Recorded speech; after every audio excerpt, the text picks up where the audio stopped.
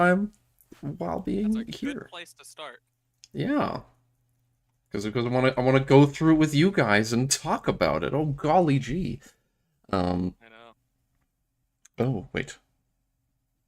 Classic Johan. We'll talk more about that later. He the Yeah, last like time we he have made like it. 3 more weeks. Yeah, the last time he was talking like, oh, we'll explain economics this week. So it's like, oh, surely it's going to be in tons of detail, right? He didn't No. lie. We did discuss economic, but this week is the very broad scope. Hmm. So Sliders. very very vaguely in the subject of the economic system. Okay. Yes, the Tinto talks on the 7th of April. I am. Oh wait, I actually started live. I made myself live a couple, like a minute ago. Whoops. Um, Uh-oh. High quality productions here at Joffrey Incorporated. Always, Joffrey Inc. is the most professional, highest quality. See, it says that I'm streaming this at excellent quality, so that means it's really professional. Um, Make sure you but drop me yes, on the server that you're streaming. maybe. Everyone Everybody who always shows tells up, me to do make that. sure to like, comment, and subscribe. Make sure to like, comment, and ring that bell. Oh golly Ring gee. that fucking bell, guys. Um. Okay, fine. I will. I will link it and announce it because people always want me to do that, even though I don't want to annoy people. If you had Derp to told derp. Joffrey 5 years ago that he would be the huge YouTuber that he is now, he My never God, would have yeah. believed you. But I look am at him now. I'm such a large YouTuber, so prestigious, full of fame, and yeah, everyone loves and adores me. Make sure you develop parasocial relationships with Joffrey, all of you viewers. Oh, It's oh, important. Your you favorite guys are too quiet. YouTubers and streamers are your friends. All right, I'll reduce my own volume to their levels. That's what we'll do. Yes. I Oh, was could they told. not hear our lovely dulcet tones? Yeah, I've Because you got are overriding us. Mm-hmm. Yes, as I am wont to do. So I will now Now, announce it. I wonder what Yes. that picture at the top of the Tinto talk could What? possibly be. What is this? What is this thing? Who knows? Who Oh. knows? What is this? What could that be? It's a book. A bug. Book. Wait, what? Wait. I mean, I'm looking at the Oh, first one. oh, different picture. No, no, at the very top. It's it's not. That's before the book. You're thinking too far ahead. There's. I'm just 4 parallel universes ahead of you, I guess. Yes. The other world. Oh yeah, now I see it. I was looking at the developer responses, so that picture wasn't loading. Because I wanted to track down all of Johan's. Yeah, that is fun to do. Look for all the stuff he said. I do that after them so I can find stuff to read up on and to theoretically make a video I will never make. Because I'm There is having a so much trouble. convenient Oh no. thread that I'll post in general real quick. Okay.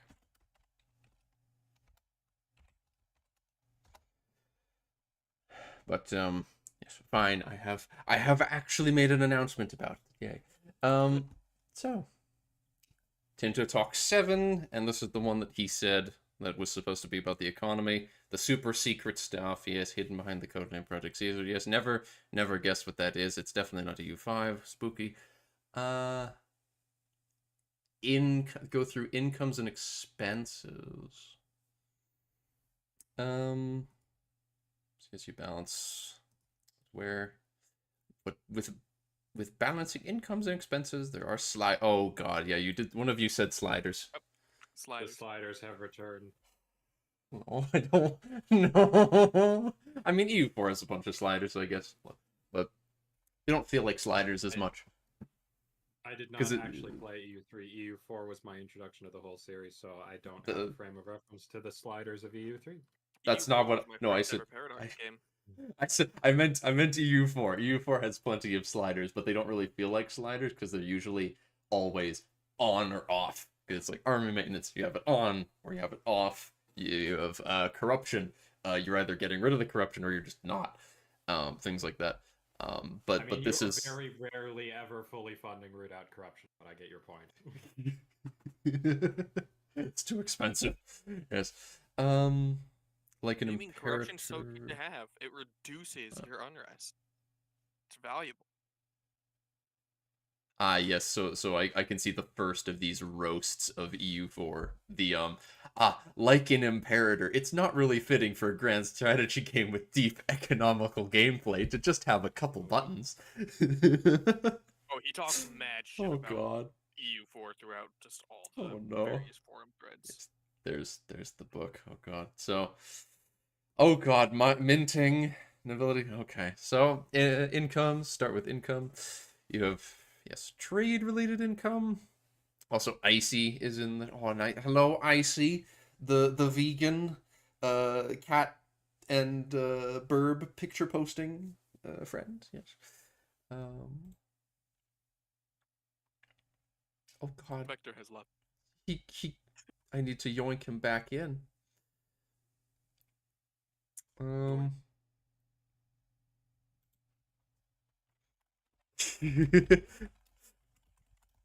Join the other VC and I'll grab you. Yoink.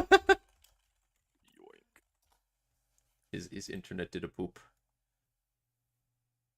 Yoink. He has been yoinked. There we go. I can't force you into a voice call when you're not in when you're not in a voice chat at all. Oh, okay.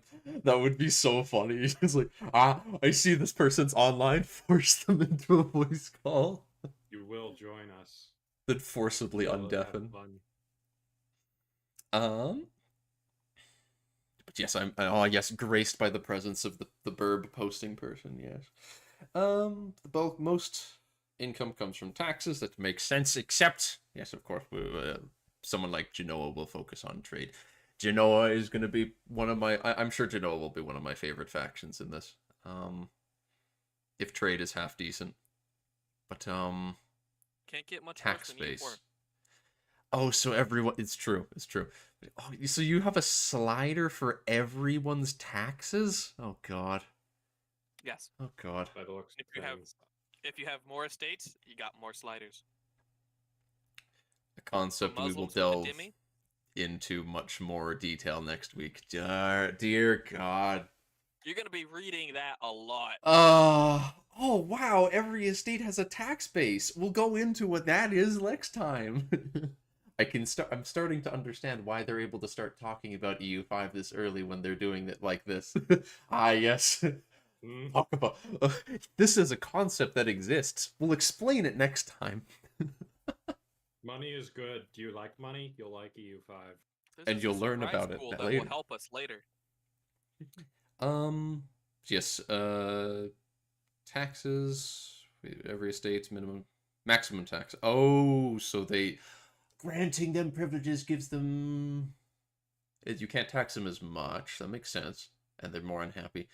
And I think in the last Dev Diary there was something about estates being able to use money, which is kind of like the Mayo and taxes mod. There's a lot of things that are like the Mayo and taxes mod, but yes, the lower the satisfaction equilibrium. Some examples of tax: Catholic region, which limits the taxes, so you just can't tax clergy as much if you're Catholic.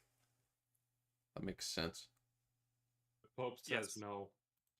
So, as Trig said, he was talking about how money you don't tax from your pops, they get to spend on other things. And that includes money that you can't get because control is too low in the various regions. Which, yeah, I remember the last Dev Diary, there was a comment Johan made talking about, there was someone asking, is it sometimes a give and take?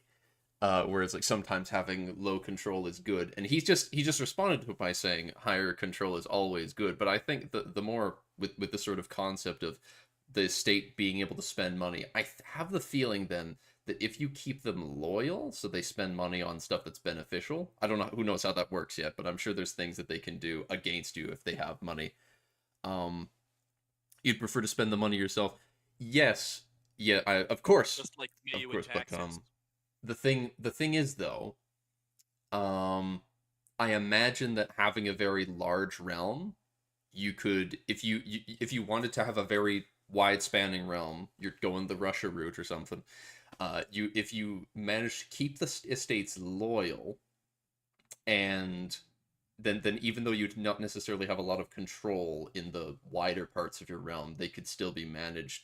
You could still get some decent value out of it, I would assume. It's AI. Don't they can do it well? That's fair. That's fair. Which is It'll why also likely pan into what they talked about with control.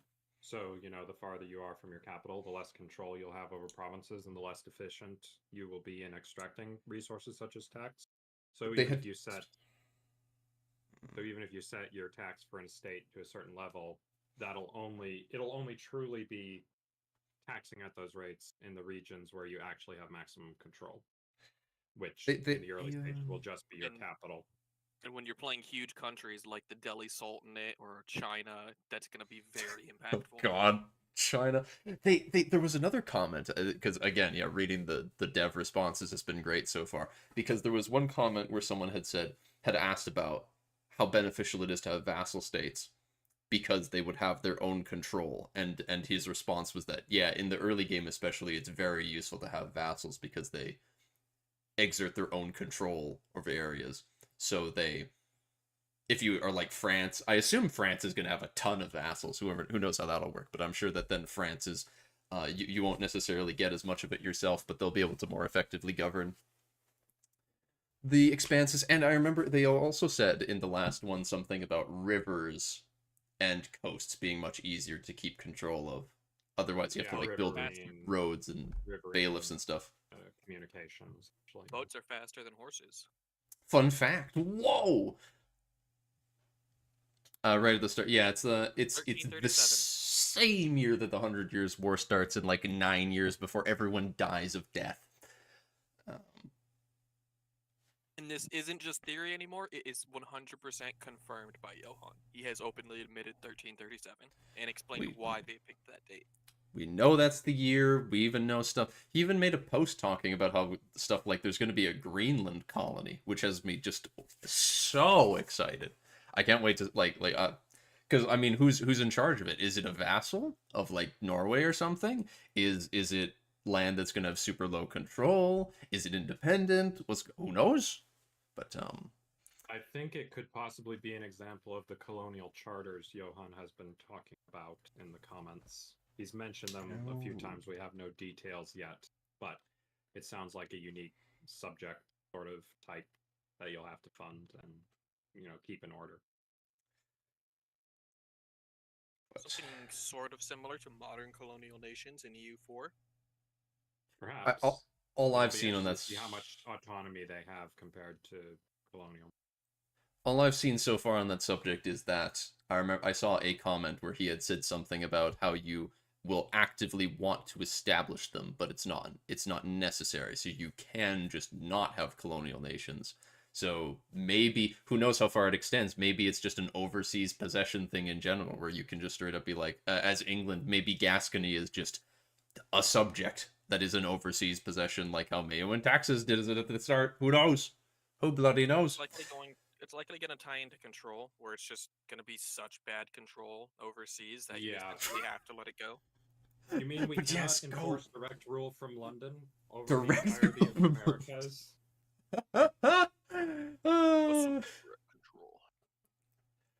Yeah, good question. Why? The real question is, why are the burgers always so mad? What is this? What? Oh wait. They don't like losing their money. I think I need to mirror myself or something, because when I point this to my right, that's facing my right monitor. My right monitor is over here, but like all the stuff that appears on screen is over to that side. Oh God, it's all wrong. It's all wrong because it's on my left monitor. But the way you were just pointing was correct. Yes, it's just hard to get used to because I need to point the opposite direction from where the stuff is. Swap your relative to me. No, because this is the good one, and maybe I just need another good one. No, In any case, finishing up this section with the last paragraph. Finally, something uses in older games. Minting. Yeah, minting is like that's something I think they have in. No, I don't remember. That's like Victoria 2. It's essentially Victoria 3. debasing the currency. It's essentially debasing Oh. the currency, is what he's talking about with minting. The U.S. Federal Reserve, you're just printing dollar bills. The possibility to get more money by printing more coins. Yeah, okay. Like you're saying, the slight drawback of okay. It's not precisely debasing, because debasing is taking existing currency instead of minting new, but it's functionally, I think, will be the same. And if you mint, Hand you get waving. inflation. Yeah, and that's why. Oh, so he's got it There's at more currency in circulation, so each individual piece is less valuable. It makes sense. Yeah, because like debasing is like when I know the Byzantine Empire did it a lot in history, where they would straight up start shaving the coins, so they'd be worth less. No, they'd replace the silver with lead or nickel. Oh, that's even worse. I mean, so it would end up the same thing. You can either shave off bits from the coin, or you can start to replace them with inferior metals, but eventually still try to have them treated as the same old one. A coin might be 90% silver, 10% nickel, and then slowly just drop more and more, like 70 to 30. And eventually, in old Rome, you could rub off the silver. Yeah, it was a massive part of the 3rd century crisis, was because of all these various emperors and all the various factions that rose up, claimed the emperorship. They all needed to pay troops, so the currency got debased a lot by a lot of different people. And so in the example we've got here, then wrong direction again. That way. The example we've got here. Minting. The person has 0 minting happening because they've got a half decent income, regardless. So they are instead losing 10% inflation. I imagine is what that is an indication of. Which sounds very handy because I'm a huge. I despise inflation. I'm almost. I run in EU for the inflation reduction admin advisor so often. No, I do hope that they don't make it where it's just essentially a 0 to 100% level of inflation again, because over the years, money does inflate as more and more is put into circulation. Well, this is an example though of a case where it straight up just is reducing. You just have a passive reduction. So like also another part that comes from inflation is having a lot of gold and silver, which is what happened to Spain in this time period. The silver wasn't less pure, they just had a lot more of it, so it was a lot less valuable. It wasn't helped by the fact that the Spanish weren't the smartest in using it, but they didn't invented economics and capitalism yet. They just know gold is valuable, so here you go. It's the Mansa Musa thing. Should have used it to dominate foreign markets more. All the economists were in the Low Countries. It explains so much. Apparently.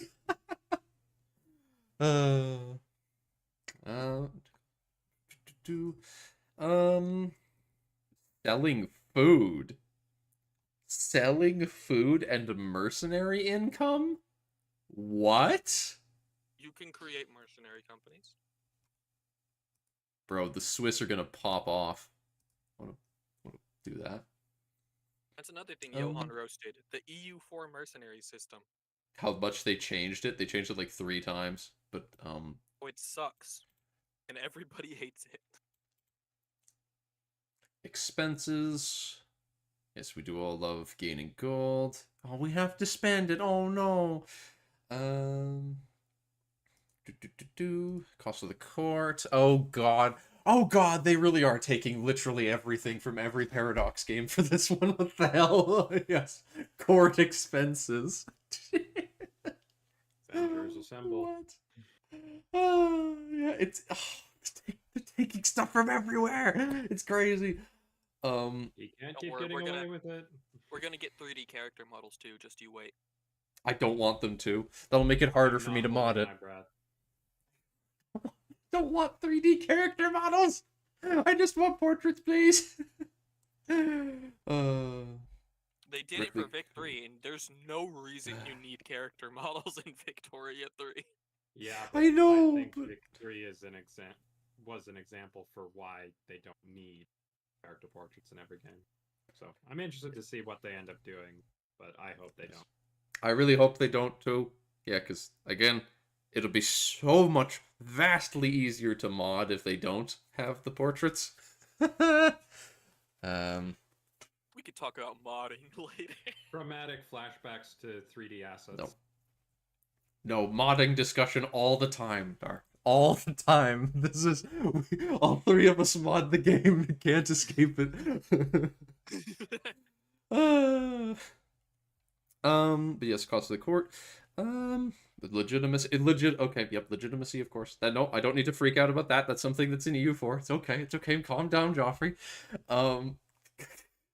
Equivalent government power, decrease over time. Gotta have that fancy chamber of commerce in the Low Countries. Gotta have that fancy. Advances. Oh yes, of course. So the more technology you research, the more expensive it is to keep things fancy. Like, I mean, a Native American tribe isn't gonna have to spend the same amount to keep up appearances as a count in Tuscany. It's easier to set up a longhouse than it is to set up a giant Versailles. Same as in Greenland, I imagine, because I'm gonna keep bringing it back to Greenland because I love it. Love Greenland. Though with how population works, who knows how you could bloody colonize the place with no people. Standing army costs, yeah, not surprising. Fort maintenance, that's normal. Garrisons don't tend to stick around if you don't pay them. Culture, this is an entirely new concept. No, I don't think you just invented culture. Wait, what? What? Ages Culture. are coming back. Age of Renaissance, where you can invest money to be talked about later. What? They're not inventing culture, but you mean, oh, so it's like you generate money through culture somehow? No, like paintings? Yes, you're probably paying for. No, you're like sponsoring artists and whatnot. Oh, it's an expense. I'm Yes. stupid. I'm stupid. Yeah, it's an expense. You spend money on the culture, and then people think that the French are so cool because they have really fancy paintings. Oh, if you look at the next screenshot, you can see it's getting you prestige. Me, because I am the French. Yes. You can also decide how much you wish to spend on your colonial charters, which is okay. Yeah. Which we will talk about later this year. God damn, you weren't kidding. Later this year too. No, give me now. Like I said, Johan just keeps teasing her. I want to know now. Last thing we can impact. Gosh, how big is this? Okay, I'm at the we're just about at the end of it now. Yes, colonial charters. Last thing you can impact the slider is your investment in stability. Spend money to be stable. Okay. It's like having therapy for your country. As opposed to your monarch just saying out loud, country, be stable. Because he generated enough paper mana. Yes, spend the paper mana. My country is now stable. In this abstract concept of stability. Because I have thrown the paper at it. Administration, make things work. Ranges from plus 100 to minus 100. Ooh, yay! It's not just plus 3 to minus 6 anymore. It's a trending system. Yes. Hey! It's just like the Avengers because they got that from Imperator. Oh yeah, they did. Cool. That's true. Except Imperator was 0 to 150 being the middle, but it's the same idea. Yeah, it's just twice as big. So 0 is the median, I guess. Where 0 is just, you're fine. This is fine. We're so fine right now. I imagine. Stab in EU4. Yeah. Invest in gold. One of them relates to the cabinet system. Yes, they did mention that previously, that there's going to be good old Estates General like gameplay. Relates to the cabinet system. Something else we'll get onto later. Long-term impact from how your country is built up and is based on how many clergy pops. What? What the? More clergy makes your country more stable. Really? Iron hand of the church keeps the people in line. I guess? The crown and the faith are the twin pillars upon which the world stands. It's known. It's true. It's true. There are other expenses you can see below. So you have court. That's the real expensive one. Army. That's actually more expensive than a fully maintained army? What the heck? Jeez. See, you'll notice that he doesn't have a big army in the next little paragraph. Oh. Suffice to say, army sizes have been rebalanced. Yeah, also, this is early game, so you're not going to have much of a standing army. It's all going to be levies. But unfortunately, you can't really have levied navies, so it's all standing. Hence why, okay, yeah, forts and navies are always really expensive, but the army maintenance. So it's, yeah, I remember there was a screenshot. That's what I wanted to make a video about, but I didn't do it. I really need to just make a video talking about it. As you get more of a professional army, that'll start being more expensive. So yeah. I presumably then it's like how CK2 works, where you've got your very small men-at-arms pool, I guess, of standing troops, and then the rest of it you pay for when you actually raise the army. And eventually you completely abandon the levy troops, like completely. I would imagine so. I can totally see. I like this. I really like how this the whole costs of the court, culture, and stability, and then even the colonies for colonial countries. You really have a lot of things then that you can just actively choose to neglect. So you can. Yeah, you can just be like, oh, okay, no, I really need money, so we need to hire mercenaries and stuff. So just stop paying for the court as much. Let the legitimacy and stability tank at the cost of having the money. Oh god. Exploration costs too. Money. Yep. Cut down our fleet, cut down all those forts. Christopher Columbus. Standing army of 200 brave footmen is enough. Next week is about the tax base and the food. Yeah, the food system. The fact that this whole buying food thing. So I'm imagining then, because they mentioned that when you, because there's the whole rural, town, and then cities system. So that means to me, commoners will probably produce food. Yeah. Usually enough to feed themselves in a slight excess, and that slight excess goes to burghers, nobles, clergy, the people that don't produce food. I mean, that's how that worked in real life. So, and then you advance with technology. You invent better farm, commercialized farming, and then I imagine that'll make it more easy to have a higher population in Europe, like they did in real life.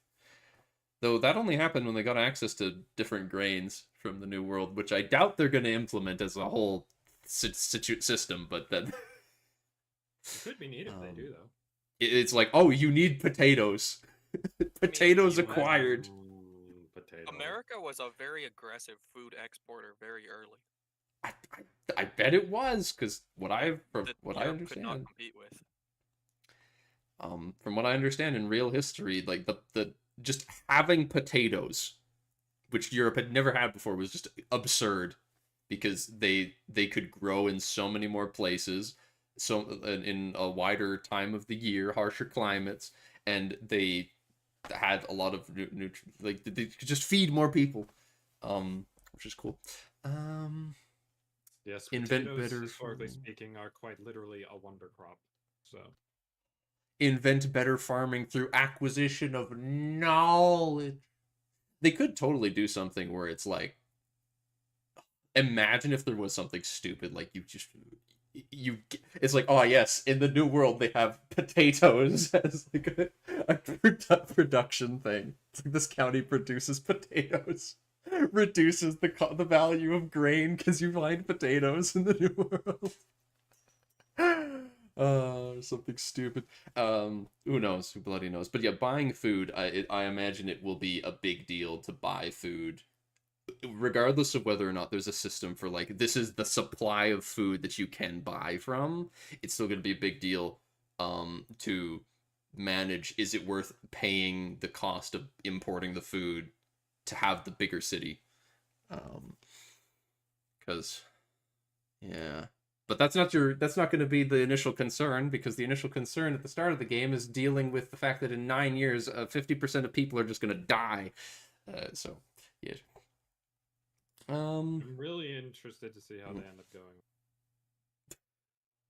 Well, have you considered the fact that part of the the Black Death isn't the only major plague that happens in the world where just stupid amounts of people die? Because in this time period, I mean, because the really really big one that affects the New World is, of course, when the Europeans arrive and they bring the smallpox, and then everyone just dies. So it will be the same thing if you're playing like the Aztecs. And suddenly the Europeans show up. The Aztecs up for 150 years just to lose 90% of my population to a mechanic I can't stop. It'll be really interesting because the Aztecs and the Inca don't even exist on game start. So Tenochtitlan, I think, was recently founded.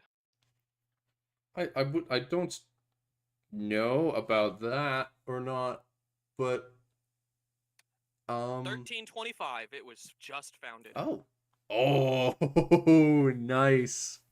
So we'll we would have the basis. City-state of Aztecs, yeah. Sure. And then you can build it all up, and then prepare for when everyone is going to die. And hopefully there's some countermeasures you can take. There's only so much you can do, like, realistically, against, disease in this time period, though, so I'm not sure what you'll be able to do necessarily when it's literally a case of your country is not immune and in fact is extremely susceptible to this disease, and it's very deadly. So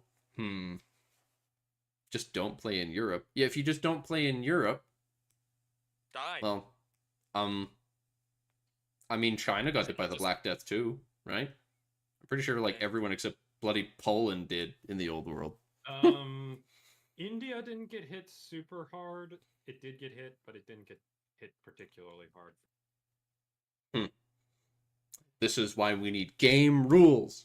we need game rules. Realism of the Black Death, and then it's like natives are immune to smallpox. What if scenario, for example?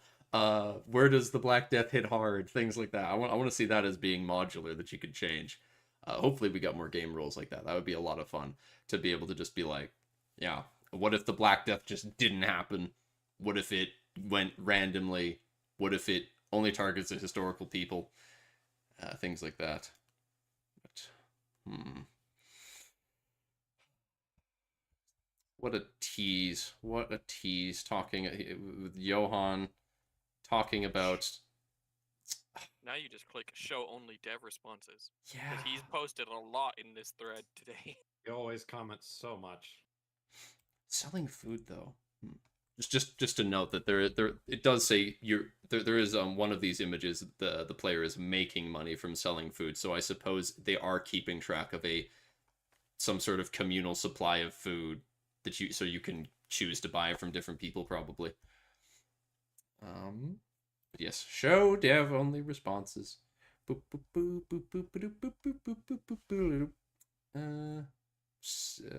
Johan sick. Wait. Google Map. Oh. Somebody was asking after a map of Carpathia in game. I'm seriously sick, and according to my doctor, the only thing that could save me is seeing the map of Carpathia. Yeah, that's a great just look at Google Maps. It might help a bit. We prescribe Google Maps.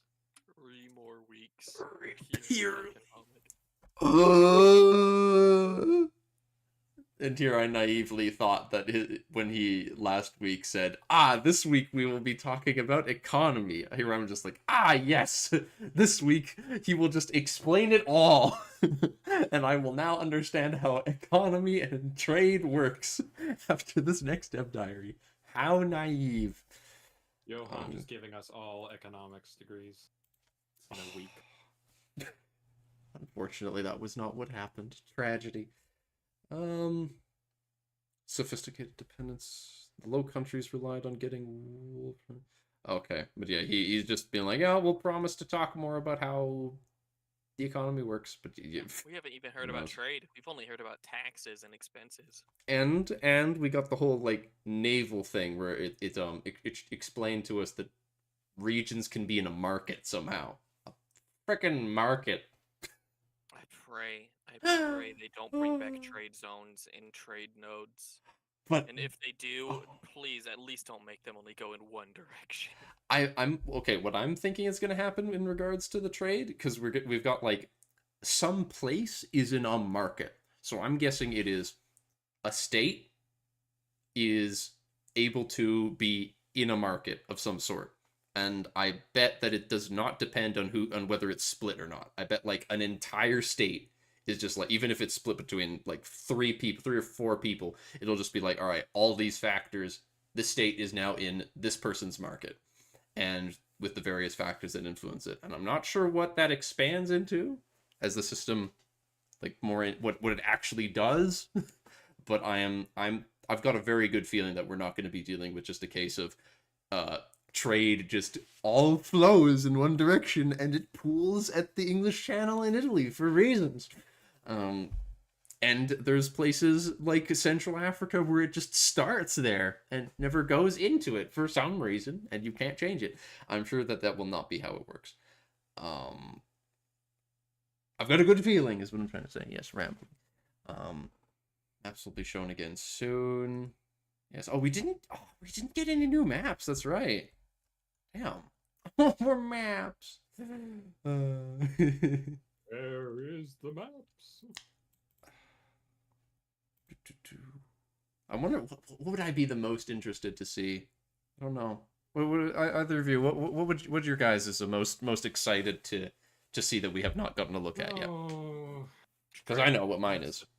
Like a place on the map. Yeah, it's true. I mean, I really want to know trade, but I mean, like, that's the most interesting thing for me right now. I really want to know what trade is, but where? I really want to know how subject management works. No, I mean that's a good answer, but I meant like where on the map. but subject management, not trade for you. It's trade isn't like the biggest deal breaker to you from EU4? No, because I learned how to use the system in EU4. It's not ideal. I mean, in terms of the fact that it is historically railroaded essentially to make winners and losers, but it's not like, it doesn't ruin the game for me, basically. I just accept it as an extrapolation for the sake of a game. I'm interested to see how they do trade. It's just not necessarily the thing I'm most interested in. So for you, the case of how... If we're discussing the trade, I would care more about how does, like, the food thing work.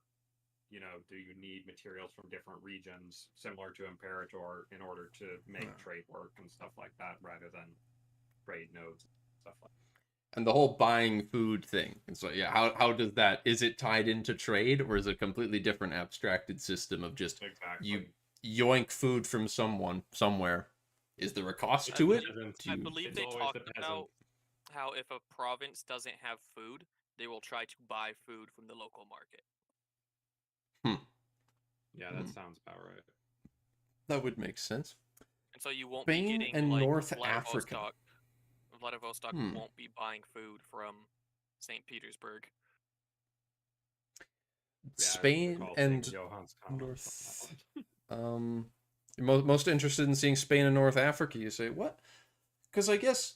Wait, what's going on in Spain in this time period? Isn't it? The Reconquista is mostly finished, even in 1337. It's really just Granada. I was about to say, I think it's even in that date, it's just down to Granada, and it's the same shape it is in EU4. But then they sit there for over 100 years, not finishing the job. Because the Spanish kingdoms kept getting money from Granada. They kept getting bribed to not attack them.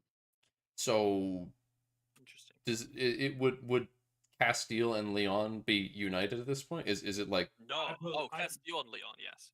Yeah, Castile and Leon. Yeah, I'm pretty sure Iberia. Castile, Leon, Galicia. Not exactly the same as it does in 1444. Now that I think about it. Maybe Navarre is just a little bigger, please. No. No. Actually, I think Navarre is in. He did mention we're getting Andorra on the map, so that'll be. Isn't Navarre owning part of Normandy at this time? I hope Part of not, like in Normandy? Mayo and What? Taxes. I In could've the Mayo sworn and they are Taxes also mod, they there. have some. God They have damn some of feudal Normandy. inheritance Yeah. shit. This. Yes, it is actually just feudalism. But Andorra being a thing? He has said Andorra is on the map. That's fantastic. That has me okay. I suppose I was going to say I'm most excited to see France because it's like, oh, I want to see what their vassal makeup is. I'm really curious to see what like your most stereotypical feudal realm is looking like. There's a picture of France. You can see Navarra. You can see Navarra owning part of Normandy. Has he posted it or? It's in general. I posted it. This was a historical thing. Oh, like this. Yeah, This is okay. It's not what the what's the game necessarily looks like, But this is historical. yes. And this Right. is also the case in. They do. This is the case in Mayu, which is 1356. So I would not be surprised if it's also then. Speaking of Jeez. Speaking of the HRE, Johan has also said he's a fan of Voltaire's Nightmare. So And that's why. greatly looking forward to seeing the HRE. That is Particularly since the exactly. Golden Bull hasn't been codified yet. I mean, the Imperial Succession was already an elective one, but the Golden Bull was a real codifying moment in terms of getting the Prince Electors kind of stuck in stone. Yeah, I don't. Two were the permanent electors, right? Yeah, basically. Oh, so that's what it did. Okay, interesting. Mhm. I wonder how that will work then. So maybe there won't be I'm assuming permanent it's going electors. to be Game start. I'm going to assume that there will be an option for the Emperor to promulgate the Golden Bull and essentially designate the electors permanently. Otherwise, it might just rotate between the most powerful and influential states in the HRE. Which could be interesting. I'm interested Yeah. in the Red Turban Rebellion. Oh yeah, poor Yuan. Yuan's about to fall, but they're at their height The- right now. At the The 37. Red Turban Rebellion? Yes, that's the one Yes. that destroyed Yuan. There's Well, multiple that's part of the turban destruction of rebellions? the Yuan, anyway. I thought there was just the yellow turbans. What? The Yellows are just the most famous because they brought down Dear the God, Han Dynasty. that's crazy. Oh my gosh, why is it all They all just wear scarves. Yes. It's a great way to show what side you're on. It's true. If you're just a bunch of peasants in feudal China, just grab a colored cloth, the cheap colors, yellow and red, wrap them on your head. Not Han Dynasty, Qin Dynasty? Is it? I can't. My Chinese history is currently. Yeah, the reason I am very interested in Andorra and Andorra being on the map is because yes, I am also a big fan of Voltaire's Nightmare and I'm extremely excited for the HRE because the existence of Andorra then proves that they really are going to be making use of the newer Paradox game systems where how they're very granular with how large tiles are, like in Vicky and Imperator became very granular, but so stuff relies a lot more on the state level. So you can have countries that really are just minuscule blobs, like Andorra then, which is just there's some absolutely horrendous stuff you could do in the HRE as a result. Hopefully not quite. And the best part is that they won't even need to make it as bad as how that Mayo and Taxes mod. I guess you don't know what Mayo and Taxes is, Vector. Then, but it's a mod that. I know Mayo and Taxes. You said something earlier that made me think you didn't know what it was, but yeah, No, like a lot of the counties in that mod are messed up so badly, and it screws up movement, and it's all just really ugly. But they don't need to do that then with how it's very granular, where you can have countries that have lots of exclaves in the HRE and represented with just the little blobs. I played a lot of Voltaire's Nightmare. I know exactly how ugly the HRE can get.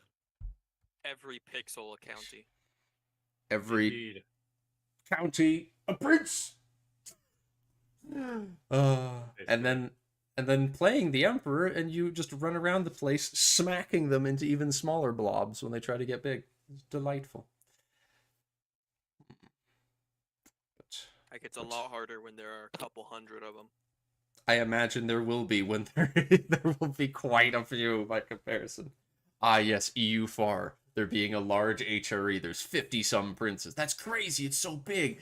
And then EU5, a mere 150. This is a small HRE. But... HRE will grow larger. Oh gosh. Project Caesar revolts. Manage system. Talk more about its revolts later. Explain more details next week. Again. Word. Yes. High taxation do more than reducing how much factions like you. Yeah, the factions have less money yeah. because you're taking it from them. So it will in fact also. It will also reduce their money. Yes, and power. Does the state earn money from the food surplus? Because of some fun exploits? What? And the income they earn from exporting food could be taxed. What does that mean? What? Nobody knows, only... Huh? I guess there's just a way that you can choose to get money. You could take money from the estates from exporting food somehow. Who knows? Taxation sentence. You can... The steps are 0.1%. Wow. Wow, that is so tiny. Absolute min-maxing.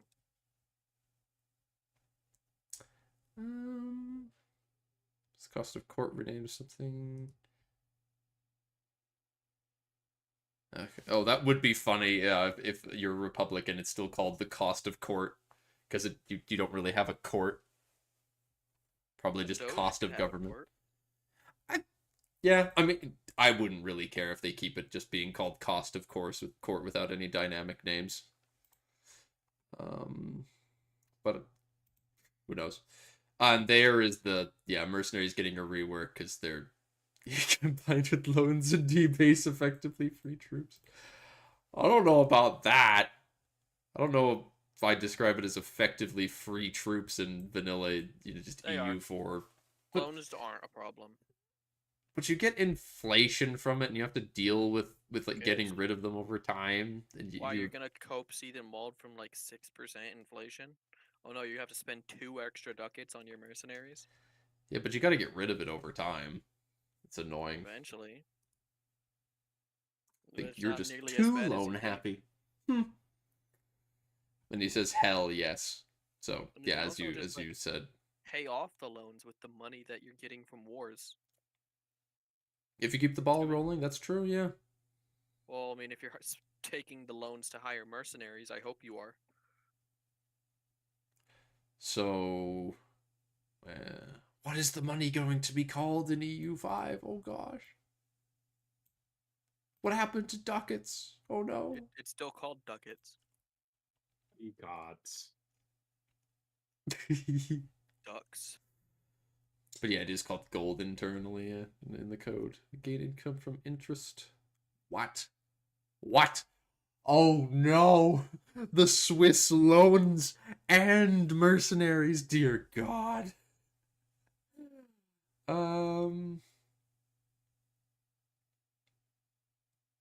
Drawbacks so there's drawbacks to having your armies at low maintenance. So once you actually get a professional army, they can get upset, I guess?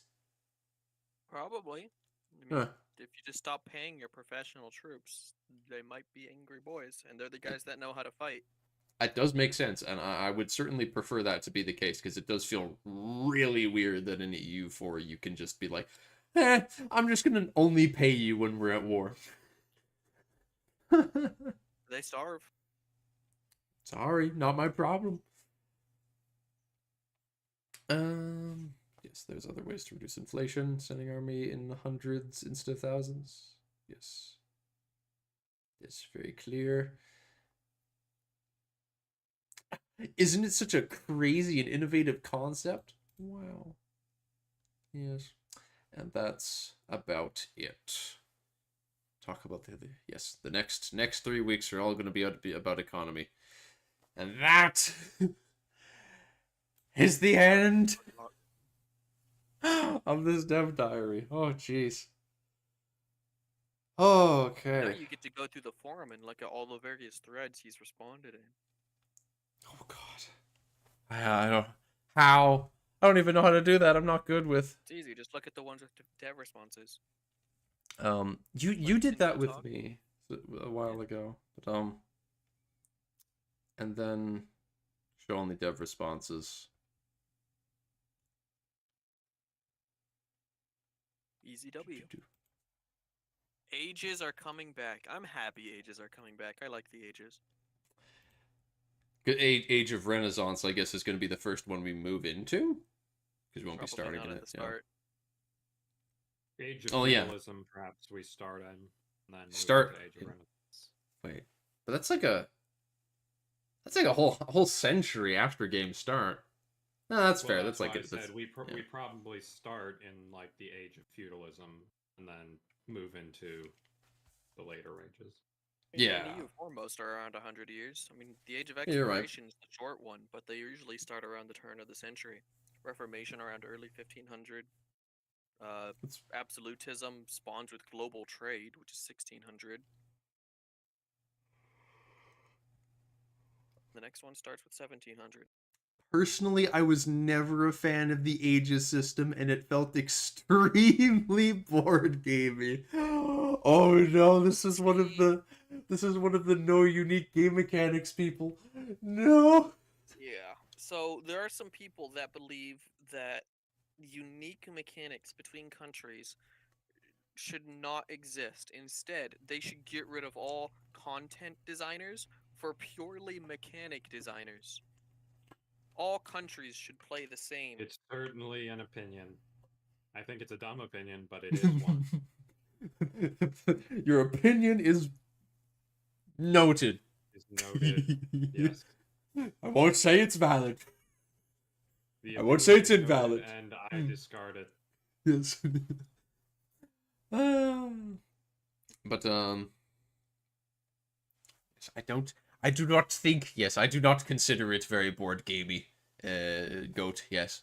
I very much like the ages system. I really appreciate how I feel that it does a very good job of impacting the gameplay over the course of the game. I feel like EU4 mods haven't done enough with ages. Yeah. I'm sure there's stuff you could do. They always go with the linear progression from one age to another, but ages have triggers. So why has no mod ever made it where you could potentially get one of two options for ages? Whoa. Oh, that's a crazy idea. I'm gonna write that down real quick. I might have to save that idea. Like, if something happens, then this age starts, which causes other events to trigger. Or if something else happens, then age B starts instead, which has its own little triggers. Why doesn't like Anbanar do that either? Yeah, where you have these total conversion mods that aren't even like real history. I have no idea what the coding restrictions are. But now it might just be coding restrictions. There might be something where it's like it has to follow a linear progression. Or if that's the case, then oh well, I'm dumb. But I haven't seen anything that suggests that.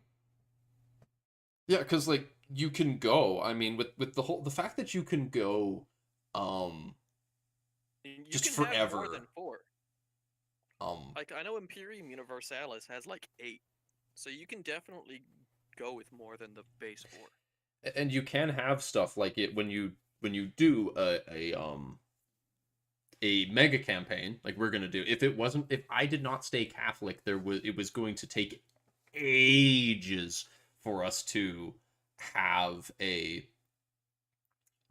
Reformation happen, for example. So like the triggers work fine, and it can just take ages for an age to swap over if the requirements aren't met. So yeah, I'm sure something like that could be done, but damn. No, I'm just sad. I want ways to have different age progression in mods now. I will definitely have to save that if I ever do make my own mod, but that's gonna be a long time from now if it does happen. But he doesn't. EU5 is one of the few games that could make me jump ship. That's why I'm even posing the subject. It's like, yeah, I EU5 is such a big. It's such a great. I've been waiting for it for so long. I've been playing EU4 almost since release, and oh, it's a mod. It's a game that, especially if they don't have 3D portraits, I could totally see it being simple enough to mod compared to CK3 that I could actually do something for Just it. have to learn mapping. Yeah, which at the end of the day is just a little tedious. I understand a lot of the mechanics behind it in CK3, and CK3 is more complicated than the EU4. Just import the realms map, and we're already mostly there. Oh god. I don't know how a Lord of the Rings would work in EU5. Yeah, but It's if not we really... don't, then we'll have Someone the else will. EU4 mod come again. Oh, we need the effort that mod did, but my goodness, I disagree with some of the choices made. Lords of Universalis. You mean you don't like the island in Hellcar that is half occupied by a 100 development 1 county Numenorian colony and half occupied by half orcs that are half Numenorian orcs. So they have Numenorian blood and technology, but they're also like half orcs. Correct. It's a shock, I know, that I would hold such opinions. Great, I just don't get it. I just don't. You're weird like that. But I don't know, I just think you're not opening your mind enough to the possibilities. we need to strap him down. We need to strap him down and force his eyes open. You must see. No, I gotta actually read what his grievances are with this fucking system. I keep rambling on. This message added to multi-queue. What the fuck? The objectives are totally arbitrary and often had nothing to do with the age. I disagree with that. Why is humiliating a rival or having 2 PUs part of the Age of Exploration? Because the Age of Exploration was like Kalmar Union, also Steel Aragon. It was like because the Age of Exploration was called the Age of Exploration, but it was also very much the end of feudalism, is the idea. It was meant to represent that transfer over. So the mechanics are all based on stuff like build up a city. This is Renaissance is starting. Have lots of personal unions. That's a end of feudalism. Funny, haha. You are this one dude ruling multiple thrones. That's a feudalism thing. Humiliate rivals. That's very the very petty personal relationships that defined medieval warfare, all about just someone insulting you so you fight a war over it, kind of thing. So I felt that was very flavorful as far as objectives go. And then you go to the Age of Reformation. Now you're dealing with you've got to go just convert counties and force people to convert. However, the one thing I see him saying here that I do kind of understand: why does Korea care about the Age of Reformation? Why does Korea care about the the Age of Exploration? I can kind of get that being an issue, though. Well, but I don't why can't know. Korea explore? They could if they wanted to. Hey, the Ming treasure fleet say hi. Mm-hmm. Molly's king, going off to Brazil. Reportedly Brazil. He went to Brazil. Supposedly. Yes. I mean, it would vaguely be Brazil if he went there, but if it was real, Yes. Mansa Musa's dad actually did, if he did that and for real. But no one found him, so maybe it just never happened. Who knows? Well, I don't know. Hey, what do you think though, Dark? You're when we play tabletop games, you're always talking about how you don't like in D&D, for example, the inorganic sudden changes. Do you think that ages should be Yes. more subtle and like have a little like a slower shift and maybe shouldn't be all encompassing? Because that's something I could agree with. So the issue I would see with that in terms of EU4 is that how do you really do the shift between, like, would you have like sub ages for like 15 years in between? It wouldn't really work because there's simply so few of them. Whereas in Hmm. D&D, it's just these Yeah. are like actual just Okay. people that just wake up in the morning and are stronger. Okay. Okay. That's fair. That's fair. And I suppose, yeah, having some sort of gradual change would be really difficult. I don't know how you'd implement something like that. Um. Hmm. But the one thing that I do think, sorry if we're keeping you, Vector. Like, I got nothing else. I've just got EU4 open up. well, if you're So do enjoying I. talking, then that's good. It's good. Um, but what are your folks' thoughts, and anyone who's in chat then, about the ideas, like how do you then, because the toothpaste campaign, yes, love me toothpaste, but I do agree with the criticism of everyone deals with the same ages, where Asia is completely removed in real life from the whole Renaissance and Age of Reformation thing. Uh, and hello, Wild World being back. It comes back to one of the old complaints about the tech system. So, for example, we have innovations, and one of the big ones is the printing press. Well, the Chinese had something similar to a printing press long before the Europeans figured it out. Even if it wasn't exactly a printing press, because it was more large plates cast that instead of having the movable type. But it allowed them to functionally do what printing presses did slightly less effectively. Right. You could do like what you do with innovations in Legends and CK3, where ages spawn on the map, gradually spread out to an area, and then as they end, they're replaced by another. Oh, that's an idea. I doubt So they'd go there's for the that, age of exploration but in Europe, but then there's something else in Asia. I highly doubt they would do that. But that is a very interesting idea, because then the world could totally, you could have just all of the people that have feudalism be in That the is age of feudalism. absolutely that is absolutely not something you could mod with any degree of ease. That would be crazy to mod, yeah. And I don't think they would do it, but that's a very interesting concept. Yeah. It'd be interesting to see how to do it. I imagine, unfortunately, I doubt we'll have the nuance of some sort of like different parts of the map dealing with different ages. I doubt we'll see the Native Americans dealing with different age objectives than the Europeans.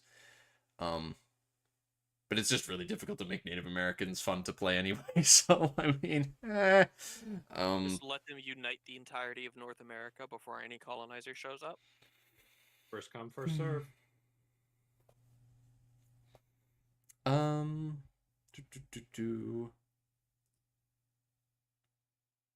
But how?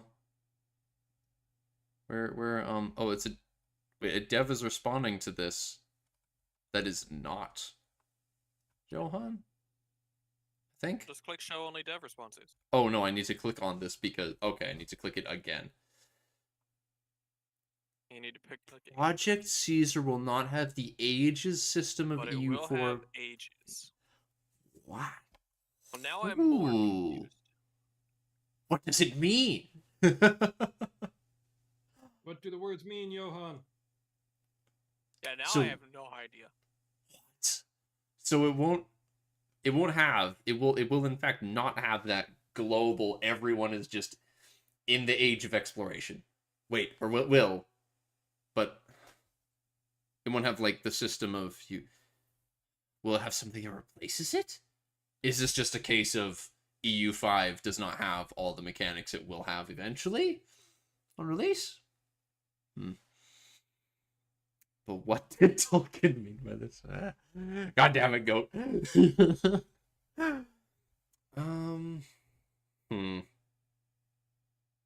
Well, that derails that whole train of thought. I'm going to incredibly niche idea is looking more and more likely by the second. Yes, sure. Pat. Whatever you say, Dark. I imagine then what's going to happen is just we're probably just going to be stuck with on release. The world is in ages and they don't have much of an effect. It's probably more of just a landmark thing, or is it just a new system? Speaking of landmarks, I was disappointed by the news that there would be no monuments. You know, the special historical buildings that you can upgrade. See, I don't know what to think about those because of just how obscenely unbalanced they were. Yeah. And I can get that point, but they also definitely allowed for some regional differentiation. I That do comes back to that thought of, how much regional flavor do you want versus how much do you just want to focus on universal mechanics? Do keep in mind how much we use special buildings in Realms in Exile, for example. We add special buildings to places just to expand on the lore. Like, we have special buildings that do, like, nothing. And the only reason they exist is so that we can have an excuse to write on the page, whoa, this place is really cool because this thing happened. And then, so you do that, but real life. My main issue is just how unbalanced they were in EU4. I am happy there's no one playing a Zoroastrian in Persia in the mega campaign. I am so happy that Zoroastrian Persia. Because then they just get the broken 10 discipline, minus 10% fire damage received, plus 5% damage it's dealt. supposed to be your reward for both converting to it, conquering it, and dealing with the Ottomans, who more often than not beat you to it. Unfortunately, Hendrix it does not take mega campaigns into consideration for that. Hendrix is totally going to be playing them, though, right? He's going to be playing the Zunists, right? Well, they wouldn't get it. He's going to be playing the Hindustani Zunists on a slightly unrelated note, right? Uh-huh. Stop outing yourself. You're not supposed to let people know that's your account.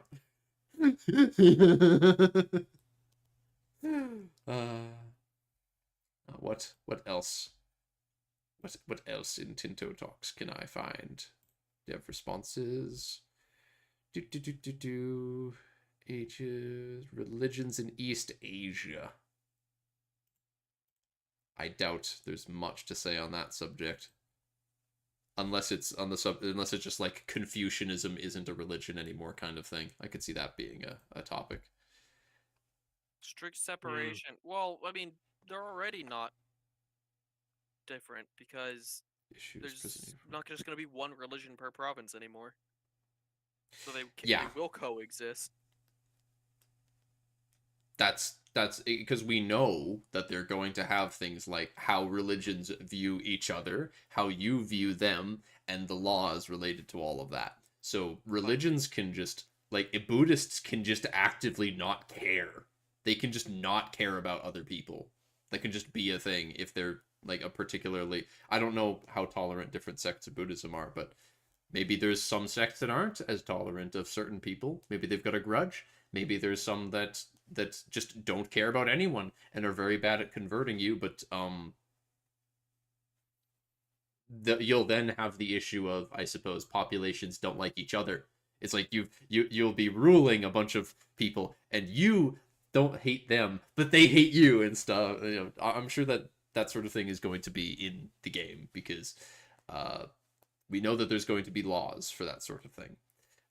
Finally, cultural and religious minorities. Now, if only CK3 can get them too. Gib. I'm not holding my breath on that one. Just imagine how hard that would be for us to mod, though. Just imagine if it's like, oh, well, now we need to model how many orcs are in Mordor. here's like a attraction. We need to stop the dwarves from migrating to Minas Tirith, or no, it would be I like could the imagine Dorwinian. acting effort. That sounds awful. We would need to stop. We would need to stop the dwarves from all emigrating to Dorwinian because it's like a really nice place. You need to be like, no, don't do it. Don't go there. The Igath and no, the Logath would all just leave Logathervold for Dorwinian because it's so nice and the population isn't stupidly high. The different types of orcs. Nah, that's fine. That's fine. We already got different types of orcs. We give us even more goblin tribes. You mean we could have like 1,000,000 different goblin tribes, all with their minorities. But yes. You see, this goblin tribe is very different from the other one. See, they eat green mushrooms while the other one eats red mushrooms. This will work 100% differently in Project Caesar. Confucianism is not a religion. Good, because it's not. Alright. I'm fine with that. That's like, it's kind of like a religion, but it depends on how you define a religion versus a philosophy versus a government theory. Because it does prescribe moral precepts on how society should function. I believe for the most part, religions have to deal with the afterlife. Confucianism really doesn't. So, would a person that is Confucian also be a type of Buddhist? Well, that was the most common that's the most common way it was in ancient China. You were both Confucius, you were Confucian in how your society was structured, but in terms of like what temple you went to, it was either local kind of animism, nature worship, or it was various flavors of Buddhism. And little bits in Nestorianism here and there, and Islam. I think that will be fun then. It was far and away Buddhism, but yes, there were other minority groups. Primarily like Mahayana. It was like Zhang He, the admiral in charge of the Ming treasure fleets, was Islamic. That would be very interesting then, I'm sure, to play as China and deal with how varied the religions are, and you could actively choose to abandon Confucianism at some point. Well, the ideals of Confucianism and legalism surpassed the religious views of most of the people of China. Yeah. This is something where, like, yeah, it's something the government... all of them had ideas of heaven. The only ones that really didn't prescribe to it very well were Christians and Muslims, who were by far a super minority anyways. That you barely ever hear about Muslims other than it just helped the divine mandate. The fact that there was a Nestorian, there's groups of Nestorians out there is crazy to me. But I'm very... What if just imagine if China worked like an HRE but in the East? I mean, it was too unified for that. I mean, it was and it wasn't. There's a reason there's a meme about China breaking apart and then coming together. But compared to the HRE... Yes, compared to the HRE, it was far more centralized. Yes. You're right. A man can dream. People actually cared about the emperor.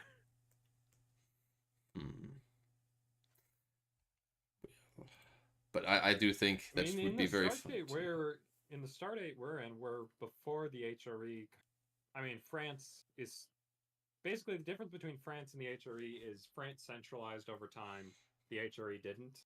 And we're starting early enough that the HRE is still more relevant in terms of a unified bloc, but it's definitely on its way towards what we more know it as, the kind of dysfunctional confederacy.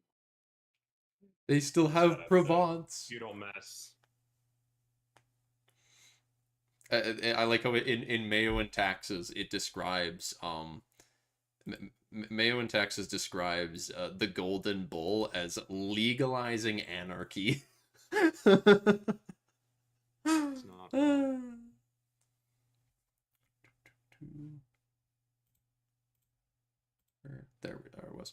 was. Yes. I think it will be cool to look at countries that are the two countries that are just Confucian in EU4 and see what religions are there instead. Maybe we'll actually because maybe there will be some Nestorians in Islamic counties. Who knows? Maybe we'll have more. And there's the there would be any counties of it, but there will definitely be populations with it. Minorities. Big Just like big deal. Zoroastrianism. I don't think we're getting Zoroastrian counties this time. Yeah, because there's the one place that they were in. We might get one or two simply because it is an earlier start date, but yeah. There's the one place in India which I think with how tiny the game is getting broken up, I think that one port, I forget its name, would be I'm sure that would be a county of it. But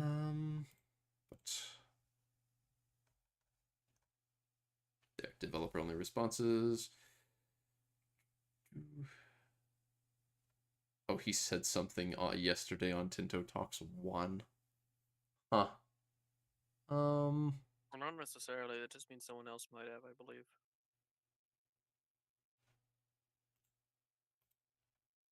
Oh no, he did. Huh. Well, I'll look at that and then the anti-blobbing approach. Is it presumably whatever he's posted here is February. Yesterday. Yes. Replayability. Interpret that this is playing the game again or playing the same name. Okay.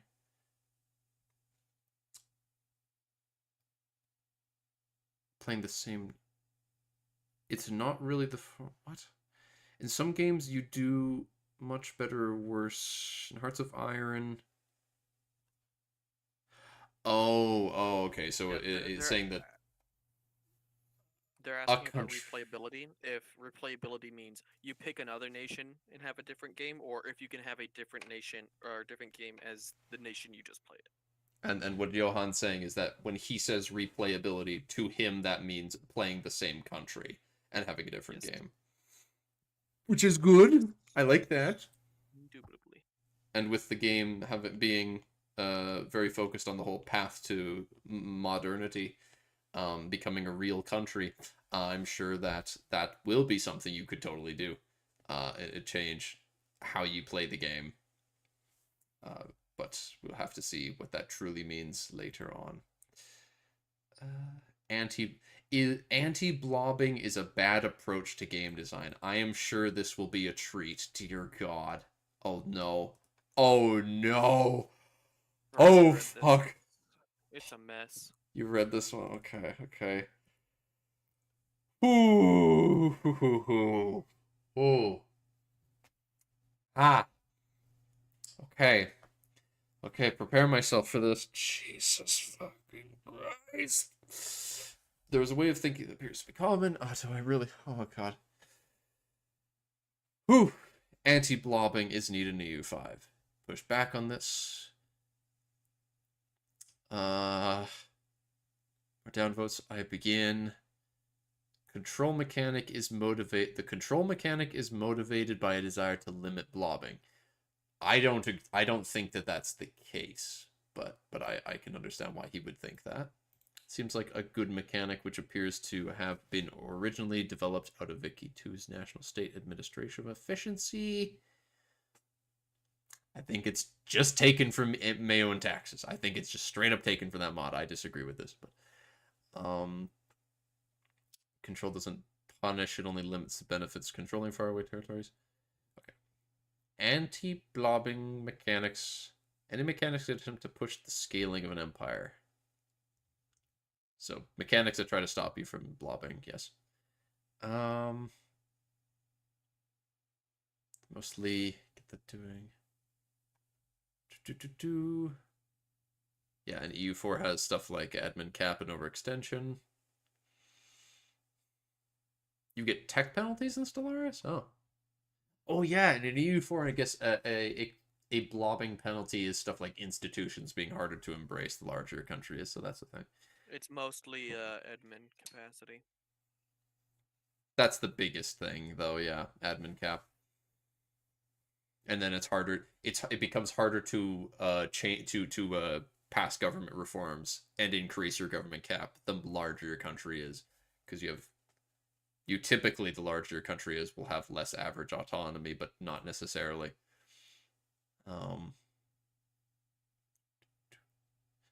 Whereas Stellaris just hard penalizes it. Anti-blobbing, designing game balance around the world, conquest, empire collapse mechanics.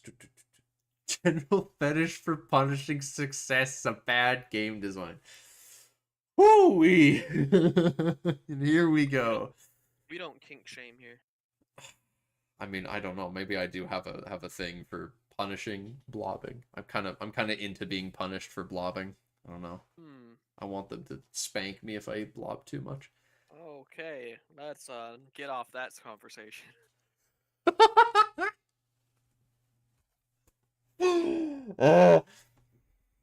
The data has been in for a long time. The vast majority of players quit or save scum when they experience any setback at all. I don't know. I agree. Wrong. In EU4, sure. Any paradox, any. Yeah. Really? I mean, it depends on the scale of the setback, I suppose, because if it's something like a character dies in CK3, I'll roll with it because it's not long-term catastrophe. I usually have backups or can recover fairly easily. If it's something major like in EU4, then yeah, I definitely will.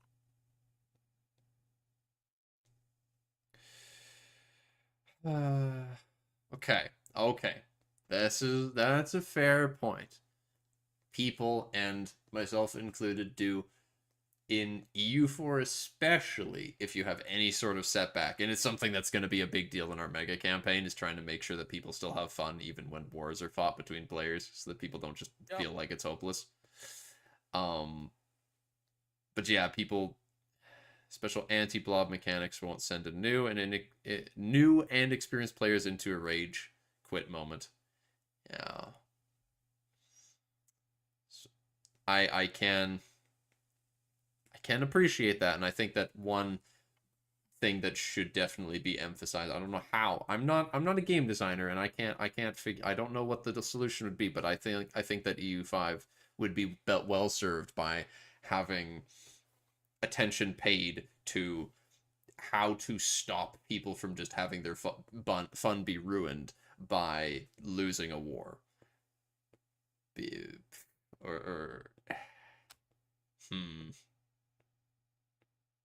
Well, it is just that perennial issue of how do you make it fun to lose?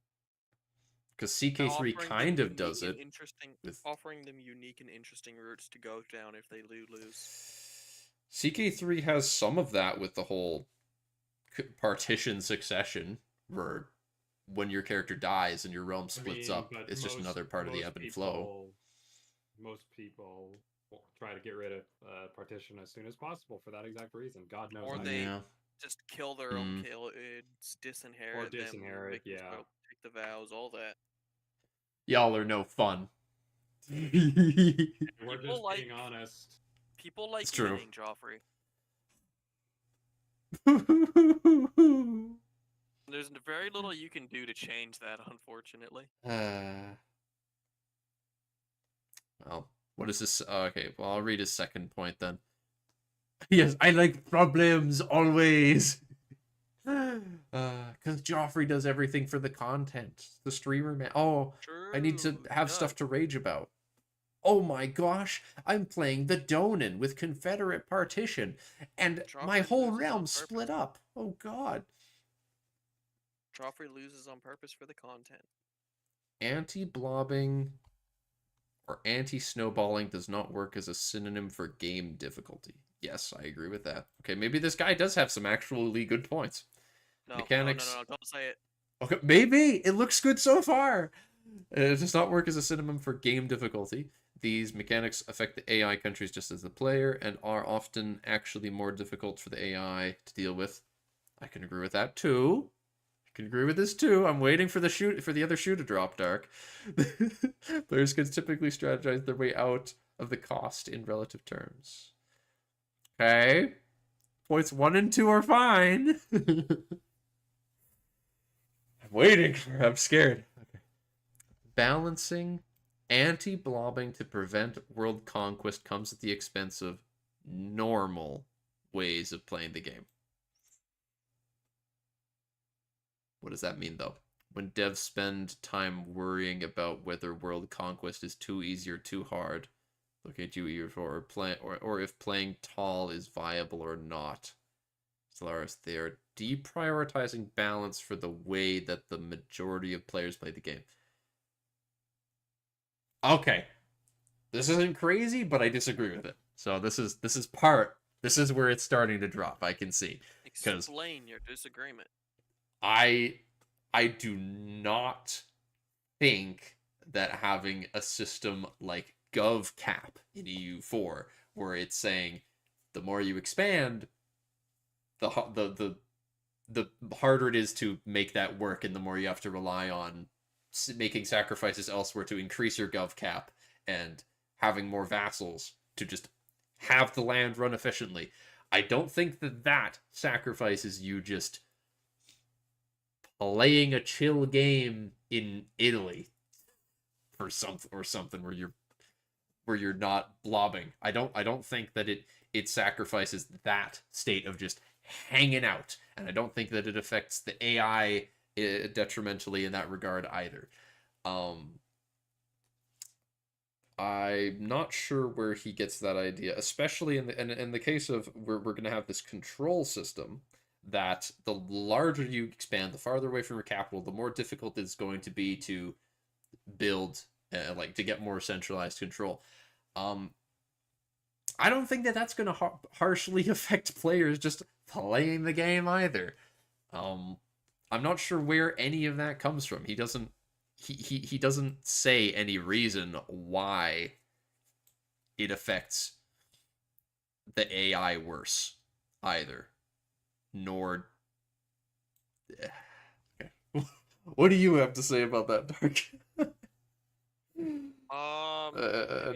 Vector, if you're listening. Listen, not super closely, but I am listening. As someone You're who's playing played the a lot of toothpaste game. Stellaris, where blobbing is very, very harshly punished, Yeah. to the point that it is honestly, in the most recent update, no longer viable to actually expand. I could say that, yeah, they have a tendency to go a bit too far Alright. with limiting it. So the most recent Stellaris update has made it even worse, and it's just not even viable to become really big. You just cannot get technology if you get big. I see. Well, in that case, I'm not too worried about the possibilities of that for EU5 though. The more I think about it, because I think But in a few updates before that, it was completely pointless to try to play tall, because if you were wide, you just had way more stuff. You could just make more researchers to make up for the small penalties that existed.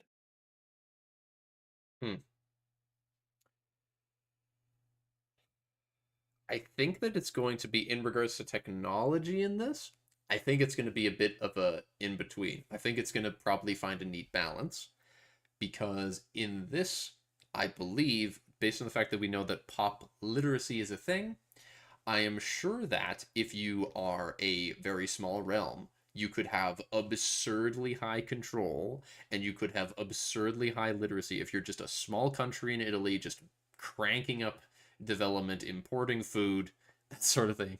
Well, populations and literacy, that sort of thing.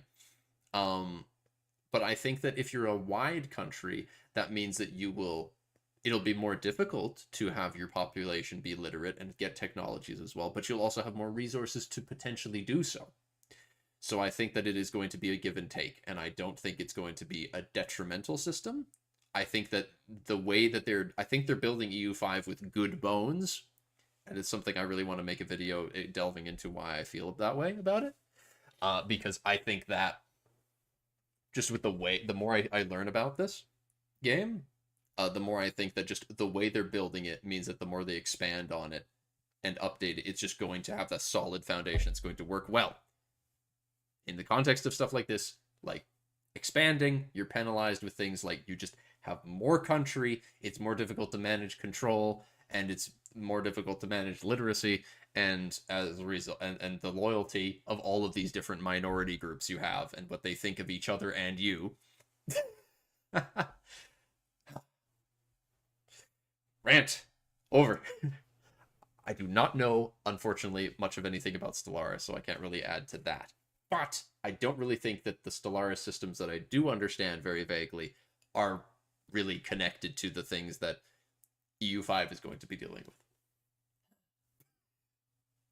with. I think it's not so much the systems being the same as it is the ideas behind the systems. So the idea being, if you penalize them in this way, like you did in Stellaris, it won't end very well, just like Stellaris didn't. Because I'm not gonna lie, Stellaris, I love the game, but it's just so awful to play sometimes. Because if you don't sweat, and someone else does even a slightly more viable build than you, you're just so far behind.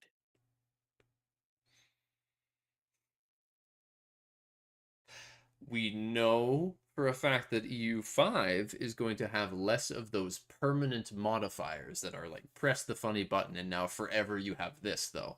So I think that it's going to be a lot harder for you to min-max the hell out of idea groups and government types to make your absolutely unstoppable machine kind of thing that I believe Stellaris has an issue with as well, from what I vaguely understand, that there's just tons of layered modifiers, because Johan has said that he does not intend to make that be such a big deal in this game.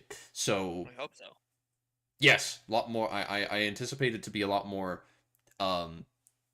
lots more of these investments. You spend this much of your resources on this, and not because we're not having the mana. I think it's going to be a lot more of spend something to get something, and it's not permanent. Yes. And I think that because of how free form in nature it's intended to be, it's all going to be very primordial soup is the best image I could come up with, where there's going to be unique mechanics, but not many of them are going to be tied to a permanent modifier. So I think that it's going to be a case of you very much can play wide, you just have different challenges. I just think that you will also be able to play tall, and you have your own challenges and benefits of that. I've got a good feeling about it, but I want to see what point number 4 is, where he has highlighted Soviet Union in red. So I'm scared about what the last section of this man's point is, because it's a lot. Anti-blobbing mechanics are often unrealistic and not immersive. Not being able to conquer a system in Stellaris because not enough influence doesn't make sense. A set maximum size to an empire cannot be grounded in historical fact, because every empire has a unique society, military system, and geopolitics, which can take advantage of very large amounts of territory. Empire collapse mechanics didn't make sense either, because every empire falls to unique reasons, highly dependent on context, especially motivated by foreign adversaries. I think people get the idea that empires collapse due to purely internal factors from the Soviet Union, which is an ideological empire. It's meaningfully different from historical empires. Yes. So, okay, yeah, broke their ideology, broke their empire. Huh.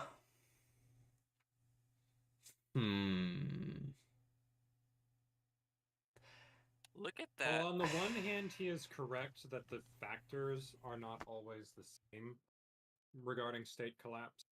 The fact remains that throughout all of history, states have collapsed. So, if there is a good way to simulate that naturally, they should do it. I get that some of the ways that are currently implemented in other Paradox games are a bit ham-fisted in how they pursue that end. I agree that perhaps they should not necessarily use those, but I'm not sure if I 100% agree with the position being taken. I do as well think because with what he's talking about with a limit to country size, I think that's a specific jab at government cap.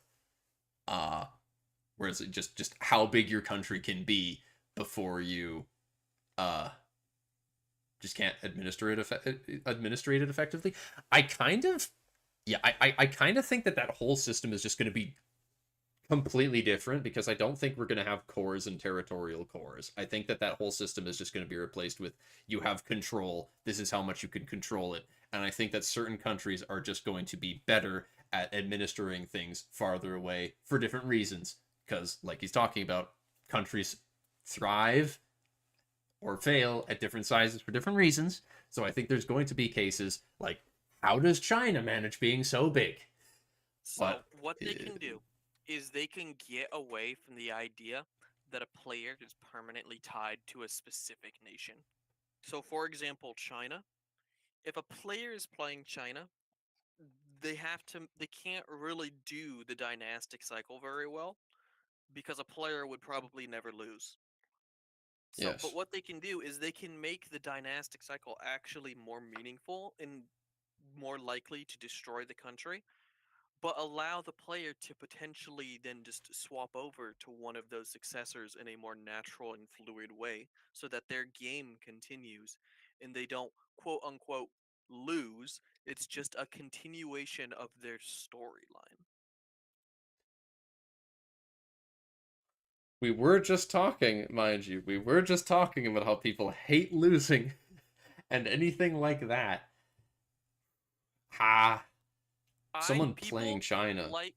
People can accept losing if the storyline continues even afterwards. Okay. So one of the examples, and I hate to bring this up because it's a controversial one, Oh but no. it's the Hoi 4 mod TNO. Okay. There Yeah, are that's a some big one. paths in that mod, story-wise, that require you to lose at certain points. Lose wars, lose Okay. elections, all of that. People will still deliberately try to get those unique storylines that are tied behind that losing option. So in the context then of something like China, you would say that it would be a fun, and I actually, the more I think about it, I think that that's true. Like the Red Turban Rebellion, you're not going to be able to play Ming day one. So you'd probably Mm-hmm. have to start as Yuan, and eventually you'd get some sort of event chain around it, where you could Yes. become one of the various successor states. And maybe you can even keep your dynasty. That could be a choice. It's like become one of the Or random you could try states. to stay as Yuan. Stay as a random dude who is Yuan. Stay And as some then like fragment of it when and Ming try ultra hard to survive. and then Or when try Ming as a different person to collapses, restore it. you could either stay as Ming, maybe you could be one of the Manchu. That one might be a bit different, but because they exist from the start. Or you could be Shun, for example, who had already conquered the Forbidden City by the time the Manchu showed up. This is the sort of thing though that is rather complicated and would definitely not be implemented at the beginning. There would definitely not be stuff like that. Like you know for a fact, it's just going to be China exists. Like day one, EU5 is just going to be China exists. Oh, they It's absolutely will have big. the Red Turban Rebellion. Okay, well, yes, but it will just be like China exists. They have horrible control, and there's some modifiers they have that make it worse, and the red turbans will show up, and everything will fall apart, and then just a little bit of story related to that. But I don't think they'll have a lot of nuance to it at the beginning.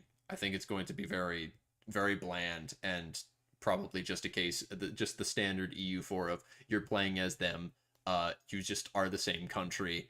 Maybe you'd get the option of I want to play the rebels. Maybe you could do that.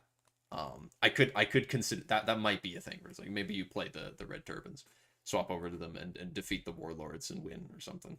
Maybe, I don't know, but I don't.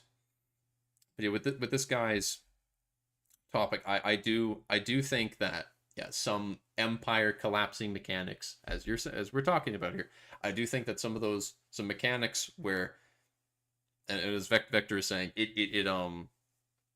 there are lots of reasons that in real life empires can collapse, and having a way that the game models that isn't necessarily bad, such as the disasters. I think that the disasters are really cool in EU4. I really like EU4's disaster system, and some people have unique ones.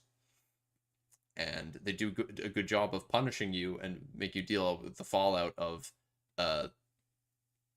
messing up or being too greedy. They should have realistic consequences to getting big, because if there weren't consequences to having an enormous state, we would have had enormous states in real life.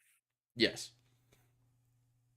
And the realistic perpetual consequences of such a thing is you don't have as much control over the distant parts of your realm. Regardless, it doesn't matter who you are, what country you are, Delhi Sultanate, whatever. You don't have control over the vast parts of your country, and a lot of it comes down to the estates, and you have to try and keep them loyal. And I think that's going to be a big deal, is trying to keep the estates from wanting to stab you. And yeah, maybe some people will have like better bailiffs. I don't know, because they mentioned that bailiffs are something you can build, and maybe some people have a better version of it. Maybe some people will get better bonuses. I don't know. Well, they also mentioned that late technology will help with control for distant regions, so that'll naturally incentivize larger nations accumulating later in the game. It would probably have to do along the lines of roads and better ship travel.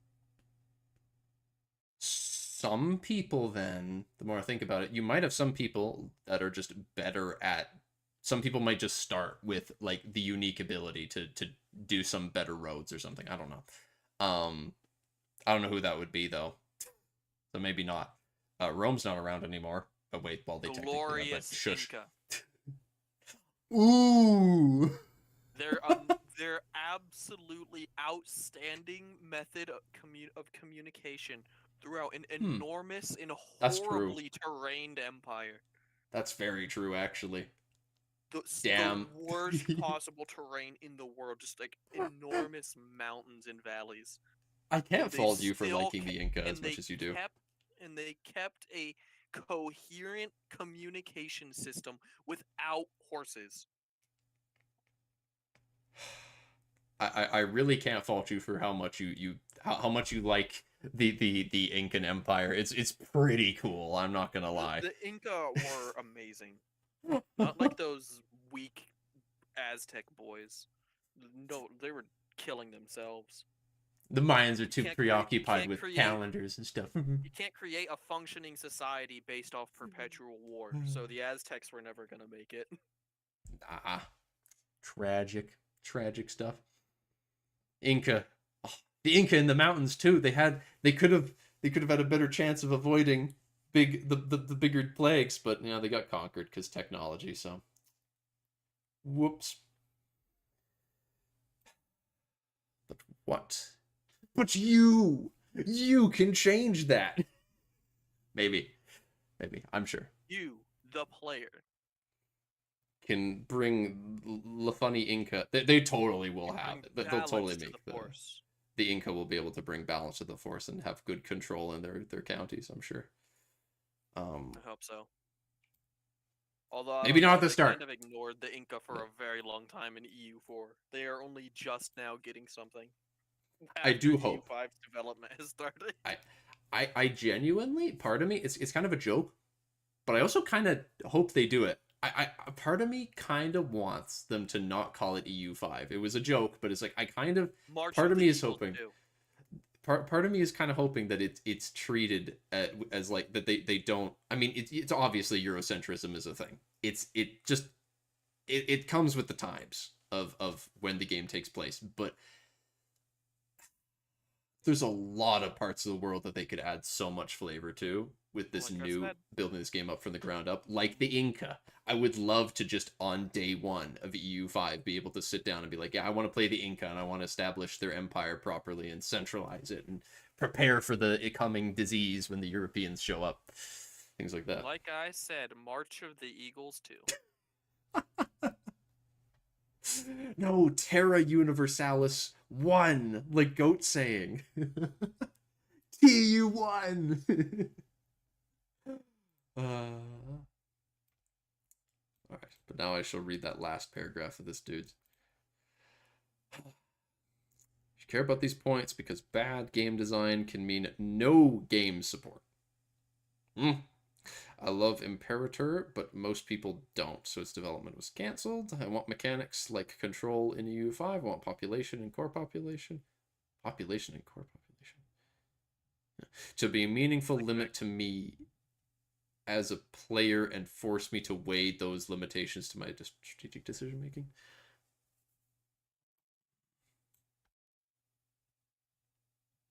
Population and core population of meaningful limit. So, like, how in Imperator you have populations that are integrated? And that's like a limit? Or accepted pops and non-accepted pops. So, for example, your Imperial core and your Imperial periphery.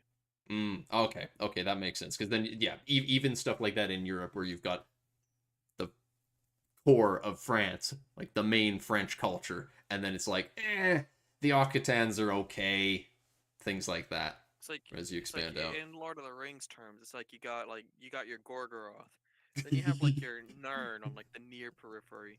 Then you start going out, you got your other evil men around you, even more periphery. Yeah, the difference between if Mordor owns Nirn compared to Mordor owning Khand. Khand doesn't quite function as well. The people there don't function quite so well under Sauron. They're not with it yet, so they need to take time to try and integrate them. And even then, maybe integrating more people. Like in Imperator, it makes more difficulties when you integrate people more. So there could probably be a system for... I'm sure there will be, because like cultural acceptance has to be... They've got to deal with that somehow. How you deal with populations. So it's like, what do you do? Do you culturally convert them? Do you accept them? What are the drawbacks to accepting them? When religion is very important. Yeah. Maybe there could be a way where if you're playing a Catholic country, because I think like the Holy Roman Empire, so many different, like there's so many different people in it, but like they're brought together by the religion more. That's one of the things that Catholicism did a really good job at doing, where a lot of different cultures were more downplayed to the fact that everyone's just Catholic. So maybe some religions like Catholicism, ye olde universal church, and Islam, which are both religions that are really good at bringing people together across different cultures, will be able to mitigate some penalties of, I am Britain, like I'm playing as the English. How do I deal with, I have conquered all of the British Isles. These people are all Catholics, so we're all kind of okay with each other. in a better system than just tolerance of the true faith, thumb goes up kind of thing. But we'll have to see.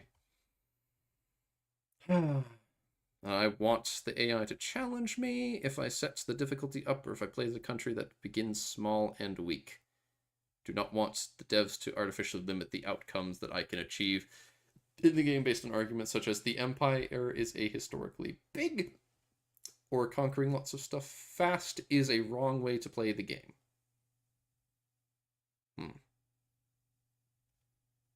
As an aside, I actually like a 10, maybe a 20 at most on the 100 point conquer hobo scale. Favorite way to play is to intentionally get coalition of... Huh? Okay. I don't know what to say to this. I can see why you say that he goes off the rails. Jeez, at the end he completely loses me. Just look at like the agrees and disagrees. Oh, I didn't read that. Yeah, 130 respectfully disagree. Thank you, Paradox Forums, for having thumbs down. Hmm.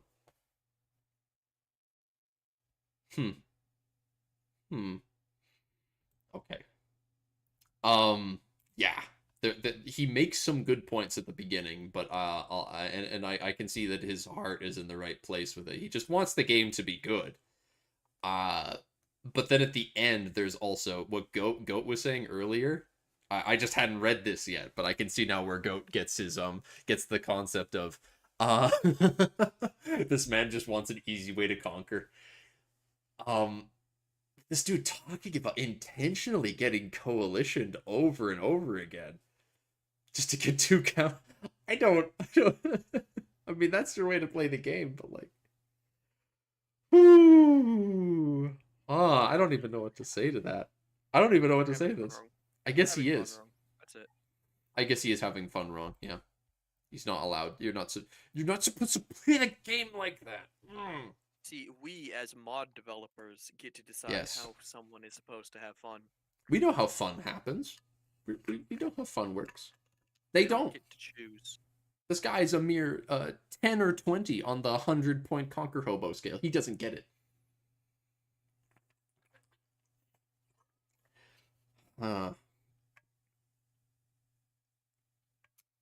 To support, yeah. Well, at least he understands that the developers aren't going to support his unique style of play. Because they have to just try and do a universal system for everyone that learn the mod, bucko. What?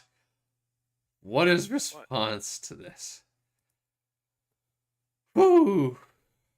Got one response from Johan to all of this, and it is: mana was originally the plan to stop snowballing in EU4. It worked kind of okay in the first few years, but soon became irrelevant with the power creep we added.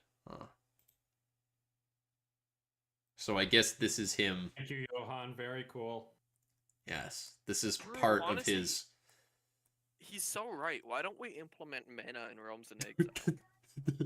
No! No!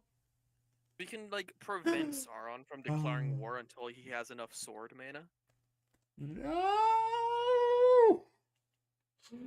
Oh, I can see it now. You take the build. You must take the build Grand decision, and it requires you to spend X amount of mana. I mean, what is prestige, gold, and piety if not a form of mana? He's so right.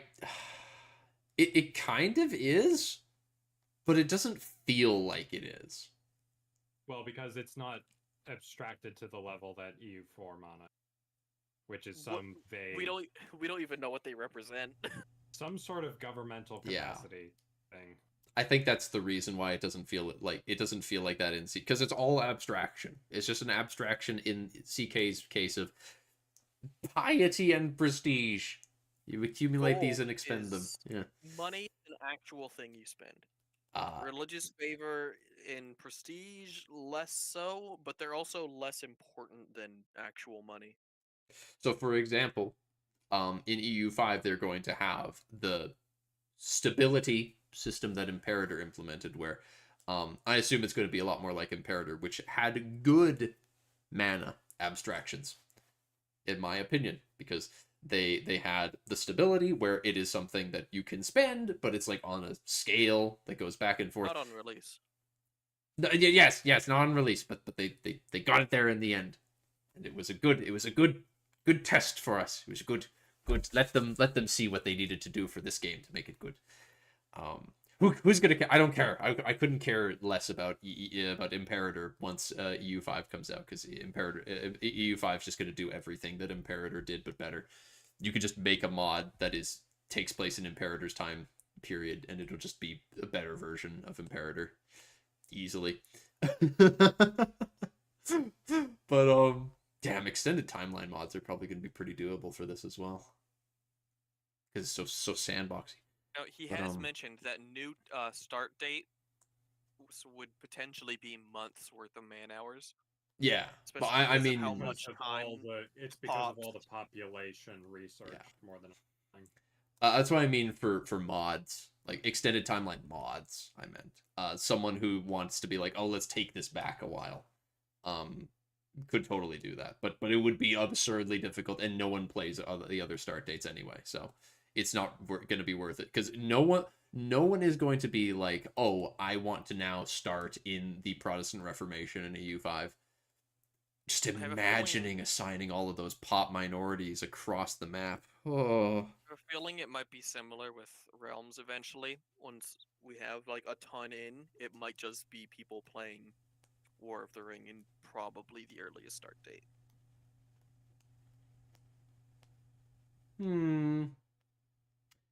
It's less difficult to make new start dates for this for Yes. Realms than But that's like EU5. the normal mentality when it comes to start dates.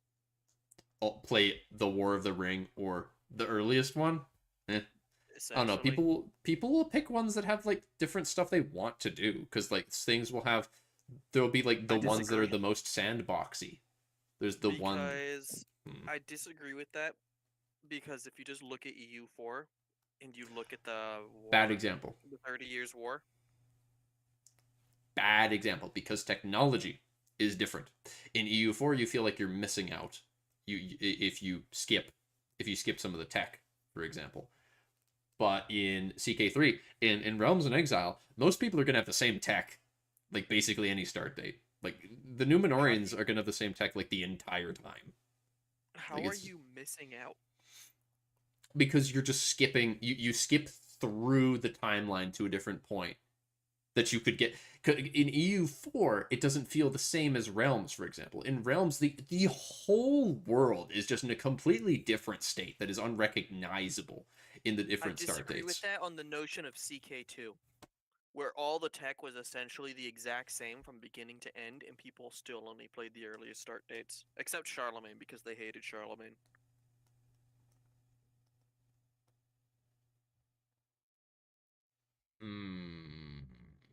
When was the last time you ever saw someone play a start date after 1066 in CK2?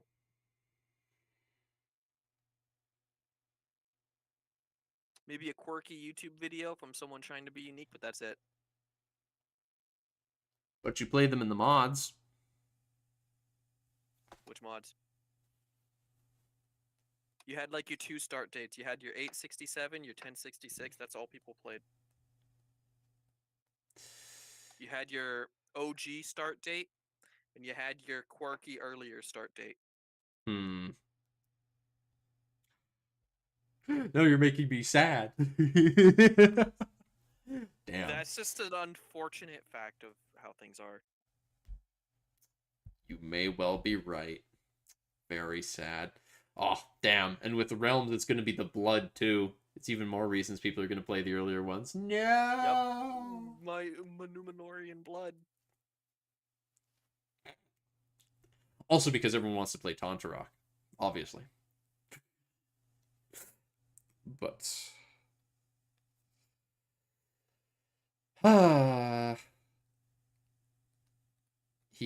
How did we get to talking about start dates from Johan talking about mana? Because we were talking about how Johan said there would be a lot of potentially months worth of man hours to create a new start date for EU5. And we just started talking about start dates in general. That's true. That's true.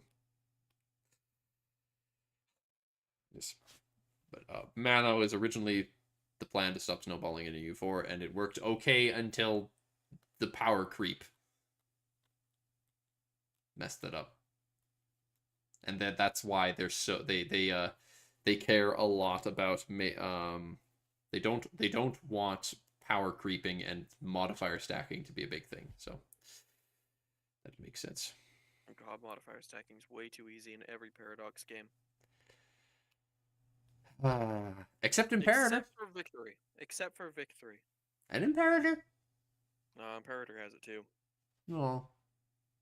Oh, I guess because you can do the trading thing. Mm-hmm. Okay. Damn. It's just big number. That's what You know they what I care really about. hope? If they do stuff like national ideas, if every country has like their They are. national ideas, I hope that there isn't. There's going to be stuff like it's just a spontaneous thought. What if someone's national ideas give them like a boost to levy size, and then that just becomes completely irrelevant later on? They could just lose the usefulness of that. Cool. That would suck.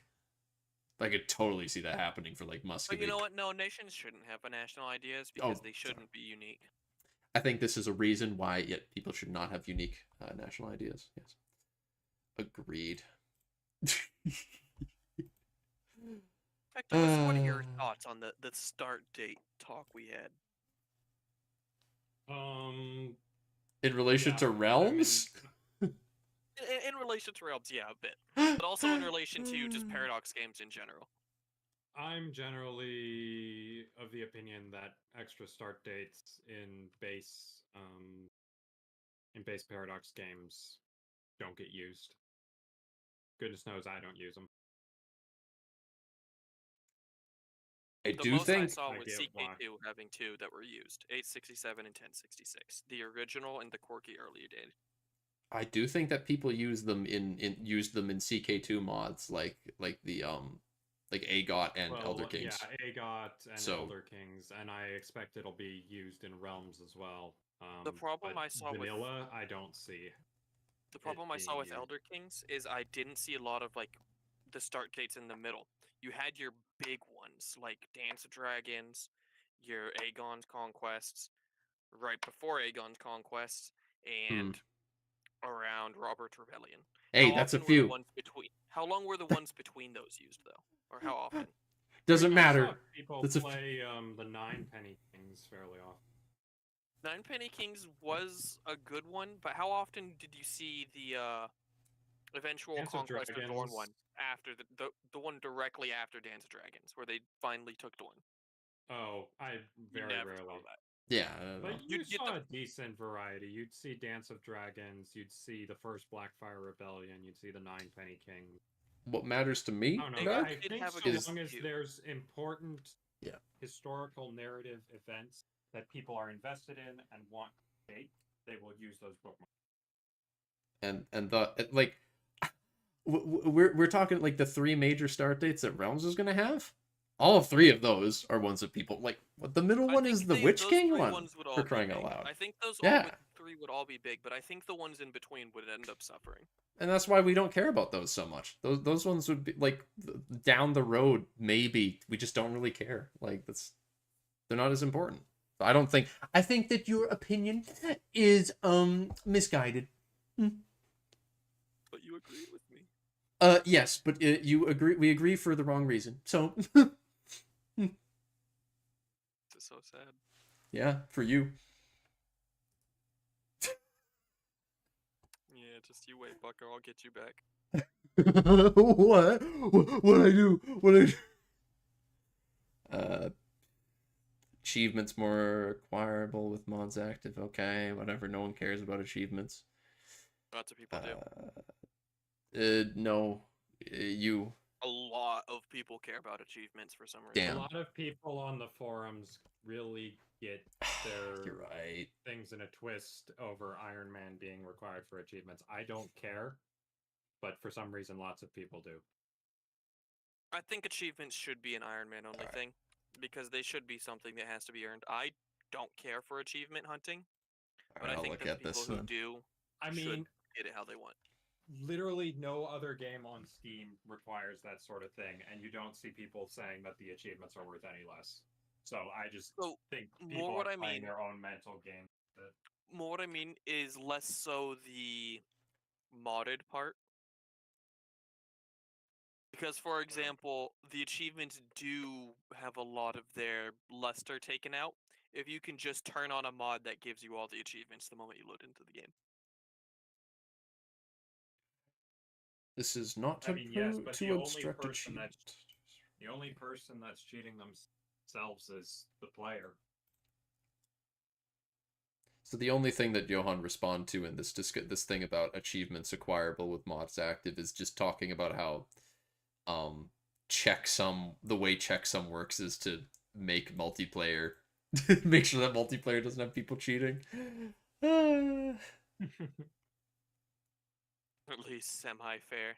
Semi-fair. You haven't played EU4 multiplayer until your country's just been automatically integrated into someone else's just for no reason.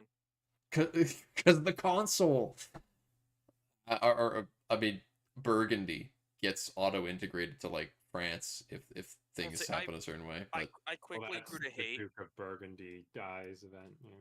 I quickly grew to hate EU4 multiplayer because almost all the servers would require mods that balance the game. And which is just like their point. Yeah, it's like their opinion on what makes a balanced and interesting game. China's already broken up. England already owns the British Isles. Yeah. Castile already has Aragon. I just didn't like it. It's just silly. It's like, no, I want to play when I play the game. It's all the people who want to basically do a Hoi for, we have to script it so all the sides are balanced. Yeah. It's something that games are fun. Just accept the fact that not everything's gonna be fair. Yeah, or just don't play in immediate proximity of each other. Vector, this is like Dark and I play because we've got our Saving Rome Total War Attila survival game thing, and we talk all the time about how much like we get annoyed with the new Warhammer, like the Warhammer games, and how like new Total War has this whole everyone just starts with one city, and just it's like, so you've got Karl Franz is just in Reichland with just Altdorf, and he has to unite it and things like that. So you take so as opposed to like Total War Attila, where you've got so many different sized factions, very interesting and different nuanced balance to like reasons why you play each of them. The largest starting factions in any Total War game, and it still feels fun and interesting to play against them or as them, which is great. So point being, we also very much dislike, we very much dislike that sort of thing. So it's like, I want to play in a multiplayer game where someone's allowed to just be China. Is like, well, they've got their own problems to deal with. And if they're too strong, players will just kick their ass. And like I said, I can't wait for 40k Total War when the Imperium has been reduced to just Terra with half an army on it, and it's about to be invaded by an army of a very small army of strangely low tier units that have somehow conquered the entire rest of the Imperium. It's crazy. It's crazy. You'll have Guilliman with one unit of Alpha Legion. Not Alpha Legion. Ultramarines. Alpha Legion. He just has an Alpha Legion with him. I don't know. They say they all say that they're Alfarius, and they say that it's in their interest to help me right now. I don't understand. But yeah, he's got like one Primaris. No, fuck yeah, he gets one. He gets one Primaris Marine. Sure, he gets one Primaris Marine, 2 Ultramarines, and one Heavy Flamer, and one single entity Dreadnought. And they're up against a rogue penal legion. That sort of thing. Yeah, at Terra, just outside Terra. That's a start. But, yes. But EU5. No, we were just talking about multiplayer balance in general. It wasn't even like an EU5 specific thing. Oh. But, look at that, Joffrey. Adding at least one secondary start date should be a long-term goal. Oh, okay. That's the thread I read earlier today. That made me think about this. All right. Yeah, it would be super hard, but okay, the more I've thought about it and we've talked about it, I can see now. I can see why someone would want to be like, all right, I want to start in 92, Columbus sails the ocean blue. I think at best they should give us 1444 just because it's the quirky EU4 start date. That could be fun. Yeah. It's a whole century later, so like I couldn't care about any others really. Not the age of exploration starts. That's when I would say. It's like already like right next to it. Like Portugal's already gonna start exploring not long after. Okay, sure. I mean, that's what I think yeah, 2 start I don't think dates we're is getting it, though. honestly fine. I don't think we're Probably getting a not, second but start that's date, the though. only one I'd care for. But yeah, having 2 start dates by the end of Project Caesar's lifespan would be nice, he says, because 15th or 15th century would be my, so yeah, like you're saying, somewhere in the mid to late 15th century would be cool. And the response, he has a few. Oh God. Yes. Game rule 15 is where refactoring the internal logics. 12 hours of work. Another start date. Don't really know. Would probably take an insane amount of man months. Anyway, Woo. I am needing to be heading out now, but it's been great talking to you, gentlemen. So See you, keep at Vector. it. Have a lovely night. Thank you for stopping by, Vector. It's been great. You have a good day. You as well. Bye-bye. We will have to see if we can steal him for more of these sometimes. Next Tinto Talk. I don't know if he's gonna want to join us for all of them, but he is just as fun to talk about this sort of thing as I expected. Jeez. At this point, it's just we could talk forever about the various the various responses the boy is having on the forum. So I don't know how long we want to talk about this or not. We could wrap it up. I don't know what else does he have to say about start dates. Oh God. If I remember correctly, 1520 was a rather popular start in the EU2 MP community. EU2 had an MP community? What? All like 15 people that played in multiplayer EU2? EU4 was had like... to use like dial-up Yeah. connection to connect to your other player. That's crazy to imagine, because EU4 was like the game that brought them into the spotlight. It was like the game that was like the closest to making them more, what is the term? I don't know, it's the term when people play your stuff more. When the casuals play. I don't know. Mainstream. It becomes more mainstream. Certainly no massive amounts of multiplayer going on.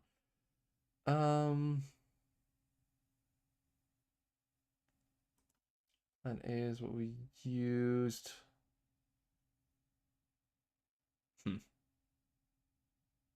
Plan A message. The script's full. Oh.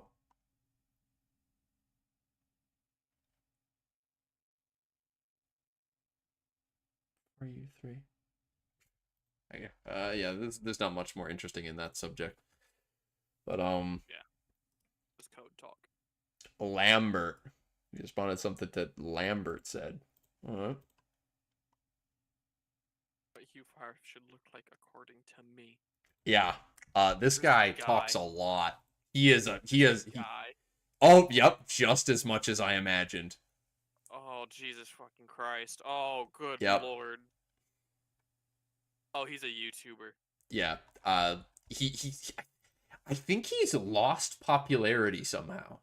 I used to watch him in the past, and he used to have a lot larger of a following, but now he's like is like smaller and only really gets a lot of views on like his Anbanar multiplayer stuff.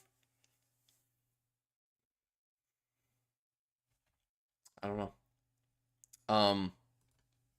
He's the dude who's talked the most about the whole EU5 is just Mayo and taxes.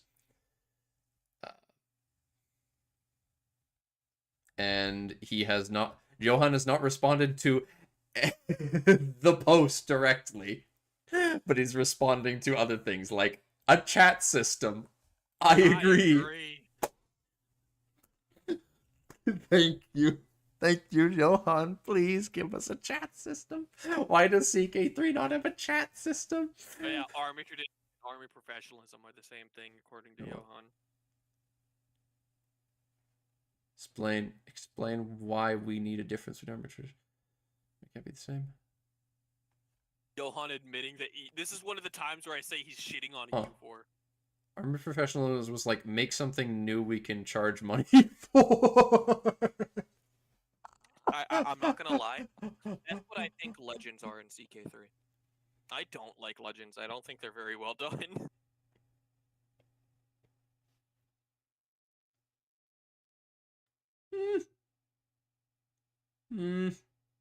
It's like they're just like, what do we pair diseases with? Legends of the Dead. Legend.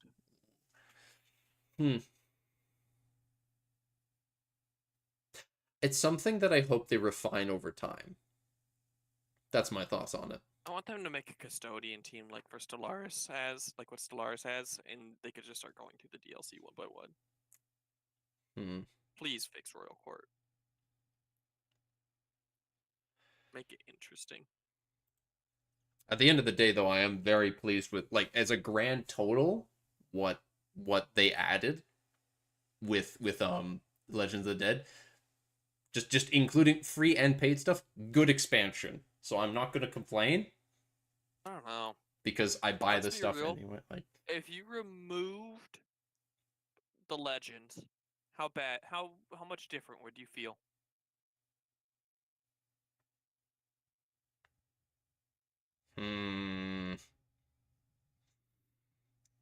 Listen, okay. They're just more stat bloat. You play the game more than me these days. Not by much, but still. You play CK3 more than me these days because all the modding stuff. I don't play the game as much anymore, which is sad. Except on YouTube. I have not made a single legend yet. Ever. Neither have I. Oh, God. Alright. Because they're just not interesting. And they cost money. They're a money sink. It's like the Royal Court. It's something you wouldn't spend money with until you didn't need the money anymore.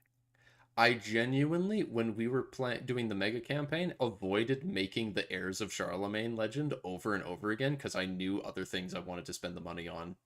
Yeah, there was just like always said, buildings I wanted to make. So you will not spend money on a legend until there is nothing else you want to spend the money on. Because it's simply not. It's just stat blow. It doesn't help you enough in the actual game. And then they don't last forever too. Which is why I think we should find a way to do something else with them.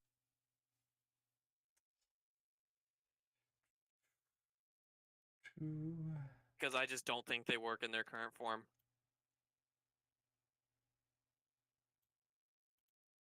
Yes, I was there. The industry managed to work before the DLC model. Yes, I was there. Old man. He is old. Old grumpy man. The last patch for EU4 would have been about before. Conquest of Paradise. Jeez, imagine if. Ooh.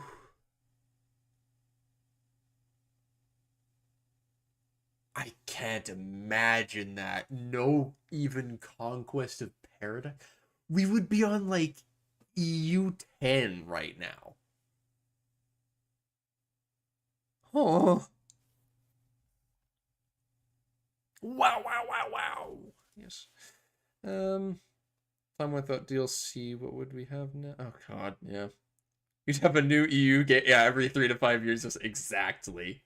Everyone would have some things removed. Wow. He doesn't hold back at all. I told you. Jesus. He's like, yeah, so if we didn't do DLC, you'd have a new game every 3 to 5 years, and every game would remove a little bit, but add a little bit more of other things. So you just mix it up a little bit to keep people buying it. EU5 would be EU3. Heir to the Throne in 2013. 2017 would see the new graphics. Oh no! It'd be bare bones of RU4 and 20. Oh god. And everyone would be hyping for EU8, which would be Art of War and a new map. Oh god! Truly, he is reminding me why I don't actually get upset that much about their DLC model. Ooh. The studio would be 7 to 8 people at most. Imagine. And what else? What else interesting is there that he said?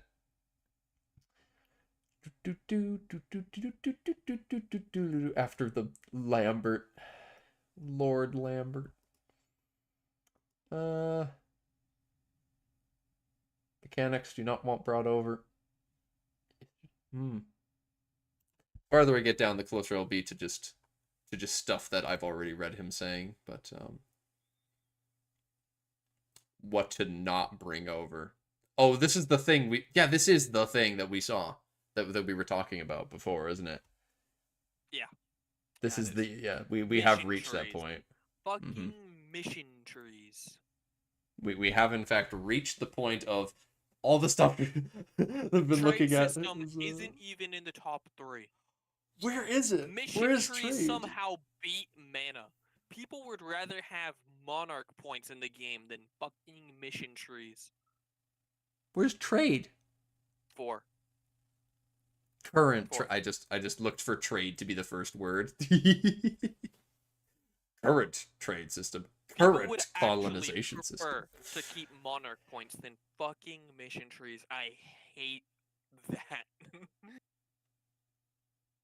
And then you just have a lot of like 1 points. Yeah, expel minorities. It needs to go. It's just a bad hegemon system.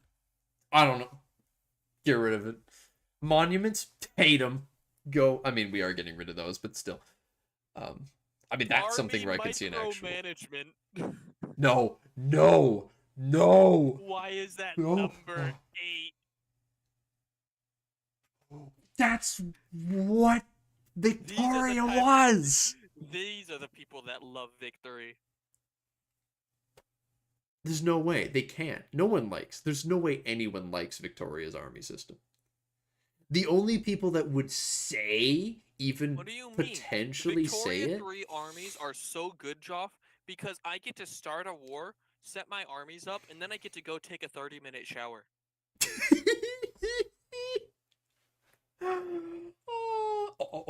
And get rid of Random New World. Don't forget that. Yeah. And I get Random New World's not a problem. I honestly like the Random New World. It's fun, and it's like, yeah, why do you want to get rid of it? It's like, you need to remove this.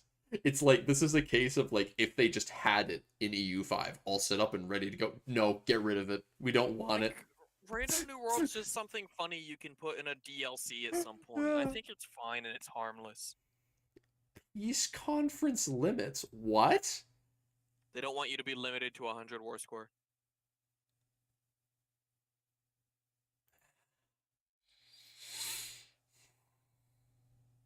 Fabricate claims, yeah.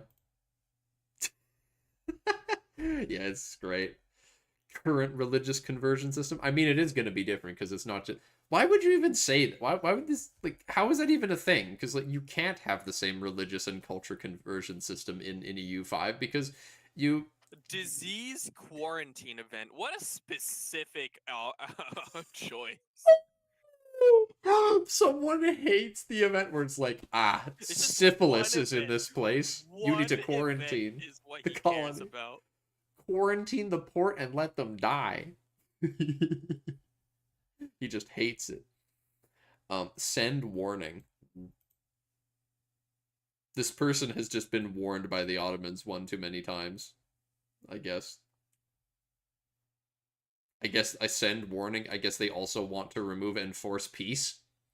Yo, I play when I play my my game where I'm playing Burgundy and trying to make the HRE. I straight up I got in a war against Spain because they took over a bunch of southern France, and I just like broke up northern Spain, so I forced them to release Galicia, Asturias, and Navarre, and I'm guaranteeing their independence and enforcing peace on Spain anytime they attack them. To just add them into the HRE, which is great. Like, no warnings. give me warnings, they must stay. Rival system, no. But these are all just the 1 point ones, which are just funny. Like, these don't matter. No one, like, that those aren't real opinions. Culture groups, I get, like, I don't even know what the point of that is. Like, why get rid of them? No, I'm sorry. French culture group, it's not a thing. Germans aren't a thing. Though I bet one thing they'll do, they'll make, like, I don't know how they'll do the Low Countries, but they should definitely split Low and High German. It's like the opposite, because you think High German is going to be on the top, but High German's actually below because it's talking about, like, the rivers. Upper Egypt is down south. Yeah, same with Upper and Lower Canada. Lower Canada is Quebec, which is above on the map. Good stuff. Non-interactive events. Fuck them. Hate events you can't interact with. What? I don't know. But yeah. Events that are just like one button press, I guess. Oh, damn. Comet. Hate Comet. What do you mean? You have so many different options with get- Comet. If only we had Comet Sense. The economy fools. I am actually, though, the talking about, like, culture groups, so I'm really looking forward to all of the just nuanced different cultures and the minorities and such. I wanna be able to just click on the map and see all of the diasporas on the map. I think that's gonna be fun.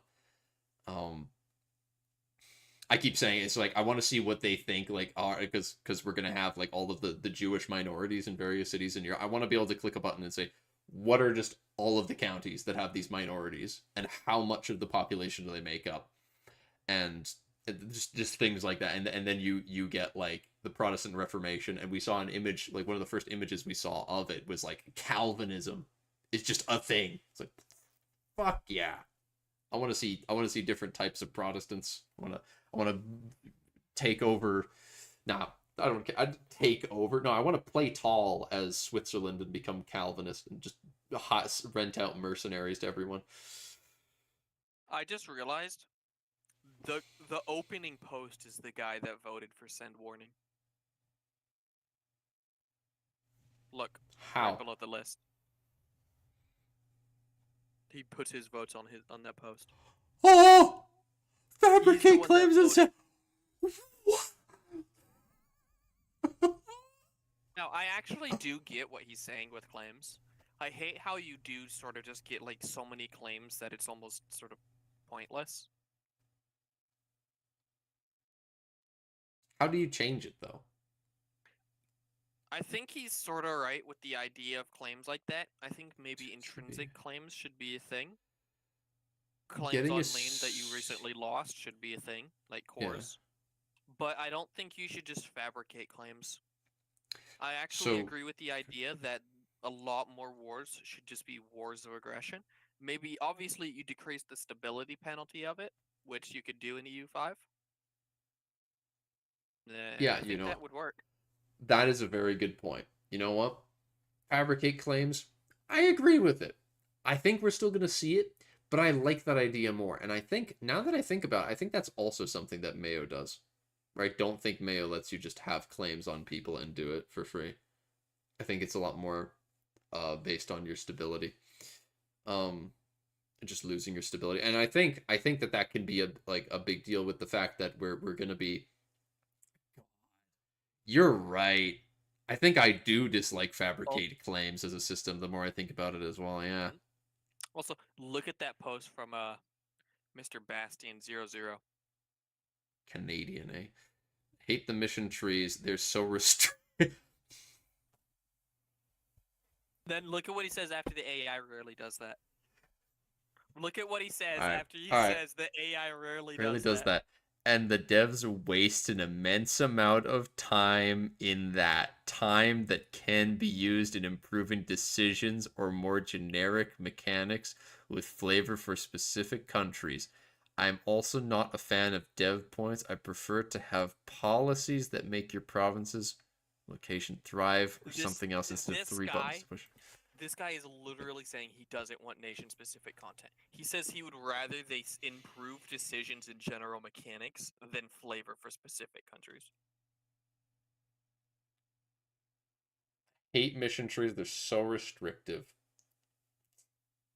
And he hates it because, so even though, so he hates them because he doesn't need to follow them, but he hates that the AI follows them. You need to look at the wording.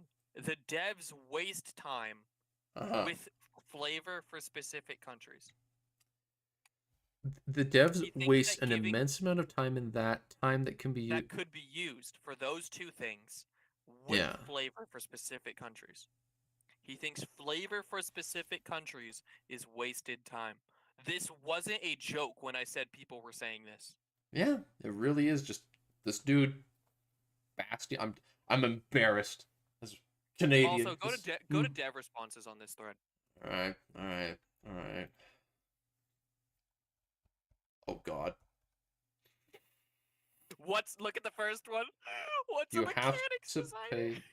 You have to pay them nonetheless. Budget spent on content designers is budget not spent on mechanics designers. What's a mechanics designer? You would need programmers then, and I hate to tell you that for every decent programmer with decent knowledge and passion of our games that I have ever interviewed, I've had between 50 to 10 content designers with skill and passion. I wish Vector had been here for this part, I'm not gonna lie. Yeah. Ooh. Okay. So, I think this is Johan just being confused and saying he doesn't know what a mechanics designer is, because when he's talking about decent programmers with design knowledge, it's the guys you have that work on, like, 50 to 100 code, content designers. So. The guys that made development, the guys that made naval missions, all that stuff. Whereas content designers make events and stuff like that.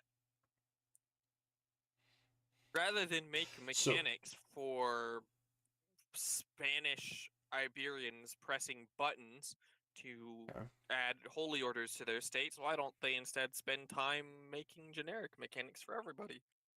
What he's saying is that it's the pool of people that you have access to who are capable, that like have the knowledge required and are able to. It's like the thing, like when you've got a mod team, the amount of people you have for scripting. You for can't just say Yako, we get 10 Valars. Exactly. No.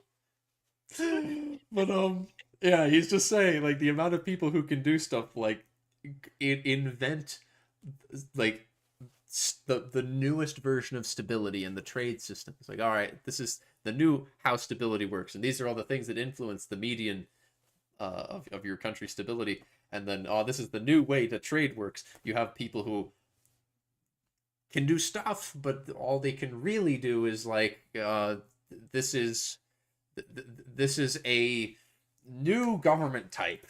No. New government thing. What are they? Government reform. Yes, government reform. It gives you an extra diplomat. Things like that.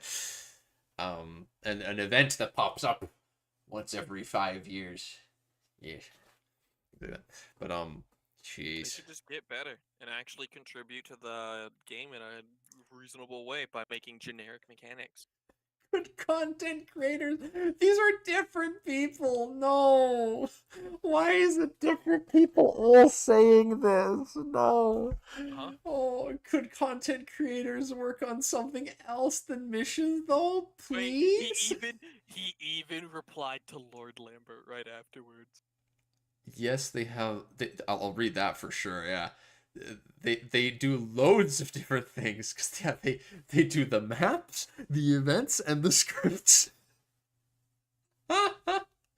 Yeah, the upper crust does like all of the complicated stuff. That's just how that works. Yeah, they just do them all. Yeah. Okay, Lambert.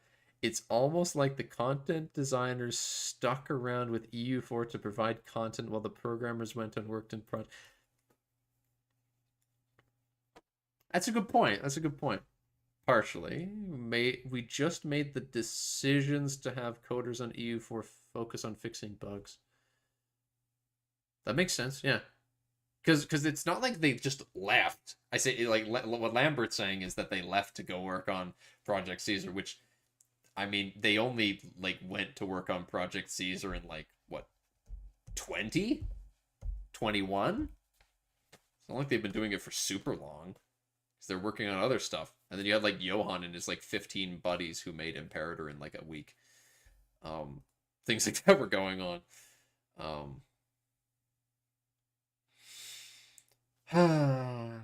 Rebels are one thing. What time is the same? Years is absurd. Same province rebel multiple times with it. That's not a thing that. What are you talking about? That doesn't happen in any game.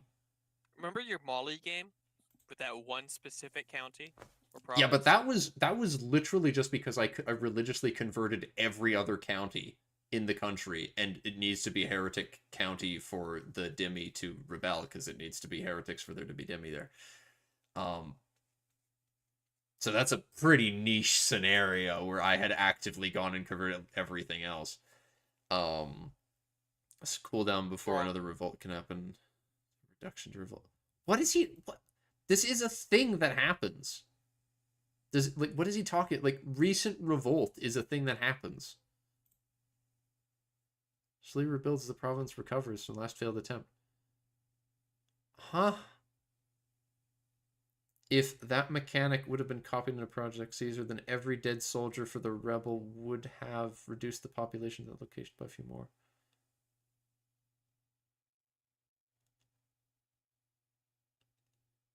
Huh? What is he saying here? That's weird.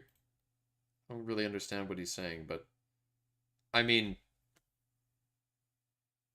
oh, okay, no, I get it. What he's saying is just don't worry about it. Literally everything in the game works differently, because, I mean, obviously rebellions can't function the same way, because you can't just have, like, printing limitless number of random peasants to revolt constantly, because there's a pop system now. So these people who are revolting are actual people that are modeled, and you know who they are, where they're from, what they think of you, what their culture is, what their religion is, and why they're unhappy. And when they die, they're not alive anymore. So yeah. If you conquer a place and the people are unhappy and they keep revolting, eventually the population number is going to go down substantially. Which is really tragic, but also interesting gameplay-wise. They'll also probably just leave because there's a law. You can. We saw that there's a thing where you can be like, all right, no peasant migration. That was a thing we saw. So it's like, if you don't allow peasant migration and you've conquered this new land, you're just not allowing them to leave either. So they just have to deal with it or revolt, and they'll just, whoops.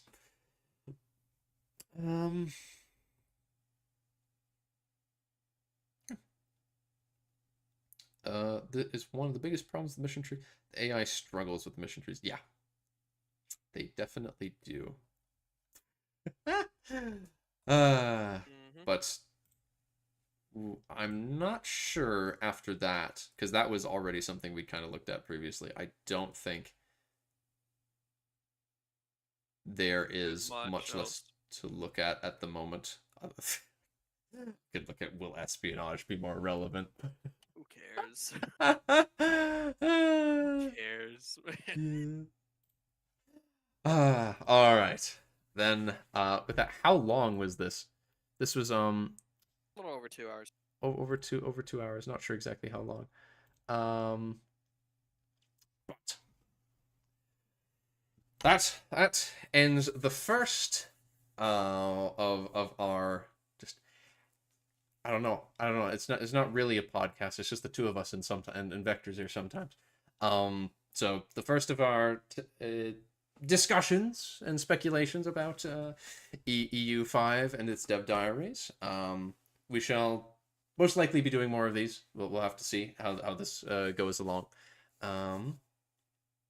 But I thank you to all who are watching, and all those who watch the VOD as well. You're just as appreciated as anyone who's here live. thank you all for watching, and I hope to see you next time. Bye-bye.